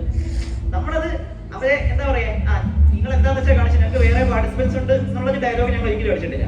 നിങ്ങൾക്ക് എന്താണ് പ്രശ്നം, നമുക്ക് എന്ത് ചെയ്യാൻ പറ്റും, നമ്മുടെ ലിമിറ്റേഷൻസ് എന്താണെന്ന് അവരെ പറഞ്ഞ് മനസ്സിലാക്കി കൊടുക്കും. നമുക്ക് ചെയ്യാൻ പറ്റുന്ന മാക്സിമം അതായിരുന്നു. അടുത്ത വർഷം അത് ഉണ്ടാവാതിരിക്കുക. ഇപ്പൊ ഞങ്ങളുടെ സെക്കൻഡ് ഇയറിലൂടെ ഏറ്റവും വലിയ അടി സെമിനാറായിരുന്നു. സെമിനാറിന് ഭയങ്കര അടിയായിരുന്നു കോളേജിന്റെ. കാരണം ഇവിടെ നീണ്ട ക്യൂ ആയിരുന്നു. കാരണം 100 രൂപയും കണ്ടാണ് സെമിനാർ വെച്ചത്. അപ്പൊ ഞങ്ങളുടെ ഇതിൽ അങ്ങനെ ഇഷ്യൂ വന്നിട്ടില്ല. ഞങ്ങൾ സെമിനാറിന്റെ ലൊക്കേഷൻ കൂടെ കുറെയൊക്കെ മാറ്റി വർഷമൊക്കെ കൊണ്ടാക്കി അതിന് കുറച്ചുകൂടെ മാനേജ്മെന്റ് ബെറ്ററാക്കി. അപ്പം നമുക്കത് പറഞ്ഞ് മനസ്സിലാക്കുക എന്നുള്ളൊരു പരിപാടിക്ക് നമ്മൾ എത്തിച്ചു. ചില ഇഷ്യൂസ് നമുക്ക് പറഞ്ഞ് മനസ്സിലാക്കാൻ പറ്റും. പിന്നെ നമ്മൾ ആരെയും എന്താ പറയാ ഒരു പരിധി വരെ നമ്മൾ ഡിസാറ്റിസ്ഫൈഡ് ഇട്ടിട്ടില്ല. കാരണം നമ്മൾ നോക്കുമ്പോൾ അവരാണ് നമ്മുടെ ഇനി ഫ്യൂച്ചർ മാർക്കറ്റേഴ്സ്. അടുത്ത വർഷം ഇവര് പോയിട്ട് പറയണം ഞാൻ അവിടെ പോയപ്പോൾ പരിപാടി പൊളിയായിരുന്നു എന്ന് പറയണം. അത് നമുക്കൊരു കൺസേൺ ആയിരുന്നു. എനിക്ക് 2 ഇൻസിഡന്റ് ആണല്ലോ. ഇൻസിഡന്റ് ആയിട്ട് ഞാൻ പറയുന്നത് അത് എന്റെ ഭാഗത്ത് നിന്ന് വലിയ 2 മിസ്റ്റേക്ക് ആയിട്ടാണ് മനസ്സിലാക്കുന്നത്. ഒന്ന്, നേരത്തെ പറഞ്ഞു ലൊറൻസൺ ക്രോസ് പറഞ്ഞൊരു ചങ്ങായി വന്നായിരുന്നു. പുള്ളി ഒറ്റ ദിവസത്തിനാ വന്നത്. അപ്പോ പുള്ളീനെ ഫിസിക്സ് ഡിപ്പാർട്ട്മെന്റിൽ ഒരു ചെറിയ ടോക്ക് സെക്ഷൻ ഉണ്ടായിരുന്നു പുള്ളിക്ക്. അതിനുശേഷം പക്ഷെ അത് ഭയങ്കര UG പരിപാടി, എന്താ അവർക്ക് മാത്രം ചെയ്യുന്നൊരു പരിപാടിയായിരുന്നു. അതിനുശേഷമാണ് പുള്ളിന്റെ ലെക്ചർ ഉള്ളത്. പക്ഷെ പുള്ളിന്റെ ലെക്ചർ ഓൾറെഡി ഭയങ്കര റഷാണ്. ആൾക്കാർക്ക് എല്ലാവർക്കും പുള്ളിന്റെ ലെക്ചറിന് കയറണം. ആ സമയത്ത് നമ്മുടെ ഒരു സീനിയർ ഉണ്ട്, കാദിനെ വിളിച്ചിട്ട് പറയാം, നിങ്ങൾ എന്ത് പരിപാടി കാണിക്കും? നിങ്ങൾ കോളേജിൽ പരിപാടി നടത്തിയിട്ട് NIT സ്റ്റുഡൻസിന് കയറാൻ പറ്റുന്നില്ല, നമ്മുടെ കോളേജിലെ സ്റ്റുഡൻസിന് അത് കയറാൻ പറ്റില്ല. അപ്പൊ നമ്മള് ബേസിക്കലി ആ ഇവന്റ് പ്ലാൻ ചെയ്തപ്പോ അത് ഭയങ്കര പോളിസി ഡിബേറ്റ് ആണ്. അപ്പൊ ഒരു കട്ട് ഓഫ് വെച്ചിരുന്നത് 10% NIT സ്റ്റുഡൻസിന് കയറാം, ബാക്കിയുള്ള 90% പുറത്തു കൊടുക്കാം എന്നുള്ള. ലൈക് ടിക്കറ്റ് പൈസ അത്ര പൈസ ഒന്നുമില്ല, പക്ഷെ എന്നാലും കട്ട് ഓഫ് ഉണ്ടായിരുന്നു. പക്ഷേ 10% കാരണം ഓൾറെഡി ഫിൽഡ് ആയി, ഭയങ്കര അധികം ആൾക്കാർ റഷ് ചെയ്ത ഇവന്റ് ആണ്. പക്ഷെ അതിനുശേഷം അപ്പോ പുള്ളി നമ്മളെ വിളിച്ചപ്പോ നമ്മൾ ആലോചിച്ചത് ഓക്കെ, നമുക്ക് ഓൾറെഡി ഒരു എമൗണ്ട് തരുന്നുണ്ട്, നമുക്ക് ഓൾറെഡി എക്സ്പെൻസ് ഉണ്ട് അധികം. ആ ഒരു പുള്ളിനോട് കൊണ്ടൊരു എക്സ്പെൻസ് നമുക്ക് ഒരു പെർട്ടിക്കുലർ ലെവലിൽ മീറ്റ് ചെയ്യണം. പിന്നെ ആലോചിച്ചപ്പോഴാണ് ബേസിക്കലി പോയിന്റ്, ലൈക്ക് നമ്മുടെ കോളേജിൽ ഒരാളെ കൊണ്ടുവരുമ്പോൾ പുള്ളിയുടെ ടോക്ക് കേൾക്കാൻ പോകുന്നത് ഇൻട്രസ്റ്റ് ഉള്ള ആളുകളായിരിക്കും. Like most of the students അങ്ങോട്ട് പോവില്ല. പുള്ളിയുടെ ടോക്ക് ലൈക്ക് എനിക്ക് ഇപ്പോൾ ഓർമ്മയുണ്ട്, എന്തായിരുന്നു, കോസ്മിക് സംതിങ് ടു നത്തിങ് അതായിരുന്നു. അതിന്റെ വേറൊരു അടിപൊളി we are all start something to nothing, അങ്ങനെ ഒരു ഫിസിക്സ് റിലേറ്റഡ് ആയിട്ടുള്ള ഒരു ടോക്ക് ഷോ ആയിരുന്നു.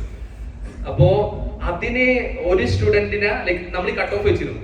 സോ അങ്ങനെ അതുകൊണ്ട് 1-2 NIT സ്റ്റുഡൻസിന് കയറാൻ പറ്റുന്നില്ല, നിങ്ങളുടെ NIT സ്റ്റുഡൻസിന് ഉപകാരമില്ല, പിന്നെ നിങ്ങൾ എന്തിനാ തത്വം കൊടുക്കുന്നത്? അങ്ങനെ ഒരു ചോദ്യം നമ്മുടെ വേണ്ടപ്പെട്ട ഒരു സീനിയറാണ്. സോ നമ്മളോട് എന്ത് ചോദിക്കാം?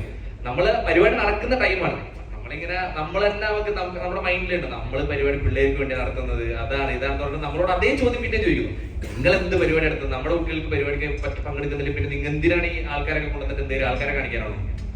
സോ അതിനുശേഷമുള്ള എല്ലാ ടോക്കും ലൈക്ക് നമുക്ക് വേറൊരു ഓസ്ട്രേലിയയിൽ നിന്നുള്ള ഒരു ലെക്ചർ ഉണ്ടായിരുന്നു. പിന്നെ ഇന്ത്യയിലെ പത്മശ്രീ കിട്ടിയ പത്മഭൂഷൺ കിട്ടിയ 2 പേരെ ടോക്ക് ഉണ്ടായിരുന്നു. ലൈക്ക് നമ്മുടെ ലെക്ചർ സീരീസ് ആയിരുന്നു, വൈശാഖായിരുന്നു അതിന്റെ ഹിറ്റ്. അപ്പോ അതിനുശേഷമുള്ള ഓരോന്നും ഏത് NIT സ്റ്റുഡൻസ് വന്നാലും സീറ്റ് ഇല്ലെങ്കിൽ സൈഡിൽ നിൽക്കുക, എവിടെയെങ്കിലും അവർക്ക് അറ്റൻഡ് ചെയ്യാൻ പറ്റുന്ന രീതിയിലോട്ട് മാറ്റണം എന്നുള്ള ചിന്ത അപ്പോഴാണ് വന്നത്. പക്ഷെ നേരത്തെ ഉണ്ടായിരുന്നില്ല. അപ്പൊ അങ്ങനെ ഒരു മിസ്റ്റേക്ക് സിൻസിയർ ആയിട്ട് നമ്മുടെ ഭാഗത്ത് പറ്റിയിരുന്നു. രണ്ടാമത്തെ ഒരു മിസ്റ്റേക്ക് ഇതേപോലെ തന്നെ പരിപാടിയുടെ ഇടയിൽ നിങ്ങൾക്കറിയാം, നിങ്ങൾ എക്സ്പീരിയൻസ് ചെയ്തിട്ടുണ്ടാവും. പരിപാടിയുടെ ഇടയിൽ ഒരു പെർട്ടിക്കുലർ കമ്മിറ്റി മെമ്പർ, ഒരു കമ്മിറ്റി ഹെഡ് വിളിച്ചു പറഞ്ഞായിരുന്നു ഒരു സിമ്പിൾ കാര്യം. എന്നെ വിളിച്ചു പറഞ്ഞായിരുന്നു, ലൈക്ക് അവിടുത്തെ ഗസ്റ്റിന് എന്തോ ആപ്പിൾ ജ്യൂസോ എന്തോ മാങ്ങ ജ്യൂസോ എന്തോ കിട്ടിയില്ല. എന്നെ വിളിച്ചു പറഞ്ഞു. ഞാൻ ആ സമയത്ത് എന്തോ ഒരു വലിയ ഇന്റർനെറ്റ് കട്ട് ആയിട്ട് അവിടെ വർക്ക്ഷോപ്പ് നടക്കുന്നില്ല, അവിടെ ഭയങ്കര ടെൻഷൻ. ഇപ്പൊ ജോൺ വിളിച്ചിട്ട് അവിടെ ഭയങ്കര തിരക്കിലായിരുന്നു. അതിനിടയിൽ ഇവൻ വിളിച്ചിട്ട് ഇങ്ങനെ പറയാം. അപ്പൊ എനിക്കൊരു ദേഷ്യം സമയത്ത് യൂസ് കിട്ടില്ലെങ്കിൽ ഫുഡ് കമ്മിറ്റിനെ വിളിക്കും, നീ എന്നെ ഇപ്പൊ വിളിച്ചു കഴിഞ്ഞാൽ ഞാൻ തിരക്കില്ല, എന്തോ ഞാൻ പറഞ്ഞു.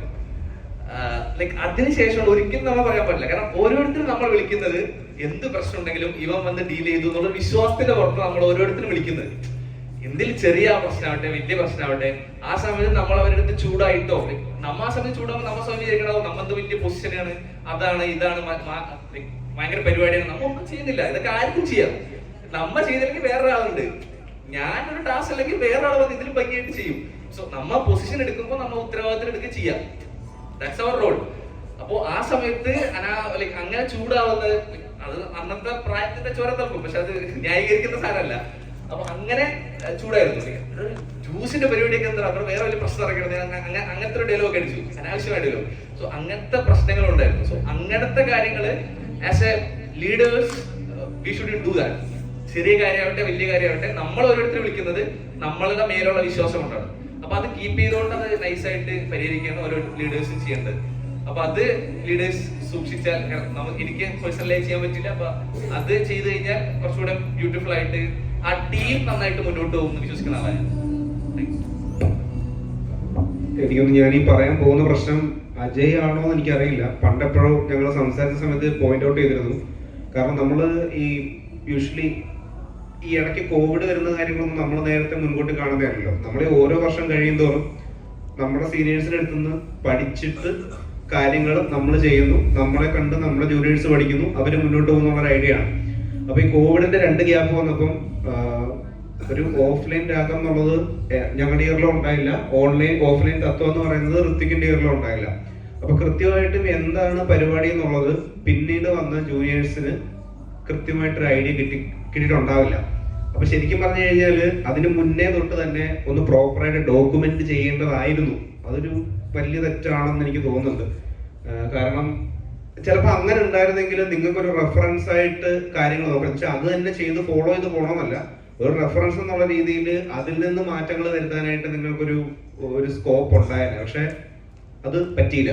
അത് മൊത്തത്തിലുള്ളൊരു തെറ്റായിട്ട് തന്നെ കണക്ക് കൂട്ടുന്നു. പിന്നെ ഓൺലൈനായിട്ട് നടത്തിയ സമയത്ത് എനിക്ക് ഞങ്ങളുടെ ടീമിലെ പലരെയും ഇൻക്ലൂഡ് ചെയ്യാൻ പറ്റില്ല. ഞങ്ങളുടെ ടീം എന്ന് പറയുമ്പോൾ ഞാൻ B17 മൊത്തം ഉദ്ദേശിക്കുന്നത് കേട്ടോ. കാരണം ഒന്നാമത് പരിമിതമായിരുന്നു, പിന്നെ പറ്റിയില്ല, അതാണ് സത്യം. എനിക്കതിൽ ഇപ്പോഴും നല്ല വിഷമമുണ്ട്. ഇവനെ പോലും വിളിച്ചില്ല പോട്ടെ. അപ്പോൾ അത് മുന്നിൽ പറഞ്ഞിട്ട് കാര്യമില്ലല്ലോ. അപ്പോൾ പ്രധാന പ്രശ്നം എന്ന് പറഞ്ഞാൽ ഡോക്യുമെന്റേഷന്റെ പ്രശ്നമാണ്. അത് നിങ്ങൾ ഇനിയുള്ള സമയത്തെങ്കിലും അത് ഡോക്യുമെന്റ് ചെയ്ത് വെക്കാൻ പറ്റുമെങ്കിൽ നല്ലതായിരിക്കും. അടുത്ത വർഷം വരുന്ന ആൾക്കാർക്കൊന്ന് നോക്കാം. എന്ന് വെച്ച് കഴിഞ്ഞാൽ ഇന്ന കമ്മിറ്റീസ് ആണുള്ളത്, ഇന്ന കമ്മിറ്റീസ് ഇന്ന വർക്കാണ് നടക്കുന്നതെന്നുള്ള ഒരു വ്യക്തമായ ഐഡിയ ഉണ്ടെങ്കിൽ അടുത്ത പ്രാവശ്യം വരുന്നവർക്ക് അത് നോക്കിയാൽ മതി. അത് നോക്കിയിട്ട് ഓക്കെ ഇവിടെ പ്രശ്നങ്ങളുണ്ട്, നമുക്കിത് സോർട്ട് ചെയ്യാം എന്നുള്ളത് അവർക്ക് മനസ്സിലാവും. അപ്പം ഇതേപോലെ നമ്മൾ പ്രതീക്ഷിക്കാത്ത എന്തെങ്കിലും പ്രശ്നങ്ങൾ വന്നാലും, ഈ കോവിഡ് പോലത്തെ എന്തെങ്കിലും പ്രശ്നം വരാതിരിക്കട്ടെ, വന്നാൽ പോലും നമുക്ക് ഈ ഒരു പ്രോഗ്രാം ഒക്കെ ഒന്ന് സ്മൂത്ത് ആയിട്ട് റൺ ചെയ്യാനായിട്ട് ആ ഒരു ഡോക്യുമെന്റ് ഉപയോഗപ്പെടും എന്ന് ഞാൻ വിചാരിക്കുന്നു. ഒരുവിധ എല്ലാ മിസ്റ്റേക്സും ഇതൊക്കെ അവരൊക്കെ പറഞ്ഞു കഴിഞ്ഞു. പിന്നെ എന്നോട് ആഡ് ചെയ്യാം, ഞാൻ മിസ്റ്റേക്സ് വരുത്താത്ത ഒരാളാണെന്നൊക്കെ. പിന്നെ മിസ്റ്റേക്ക് പറഞ്ഞു നോക്കുകയാണെങ്കിൽ നമ്മുടെ ഭാഗത്തിന് പിന്നെ എന്താ വെച്ച് കഴിഞ്ഞാൽ ഓൺലൈൻ രാഗം നടത്തിയപ്പോ എന്താ വെച്ച് കഴിഞ്ഞാൽ നമ്മൾ ഓരോ രാഗത്തിനും ഓരോ ഡിസൈൻ സംഭവം ഉണ്ടാവും. എന്താ പറയാ, അപ്പോ ടീമുണ്ടാവും. അപ്പോൾ ടീം ഉണ്ടാവുമ്പോൾ നമ്മളെല്ലാവരും ഗ്രൂപ്പായിട്ടായിരിക്കും ഡിസ്കസ് ചെയ്യുക. ജിഷ്ണുടെ ആ ടൈമിൻ്റെ ഐഡിയ ആയിരുന്നു എല്ലാ ടീമും കൂടെ വിളിച്ചിട്ട് ഡിസ്കസ് ചെയ്ത ഒരു ടീം തിരഞ്ഞെടുക്കാൻ.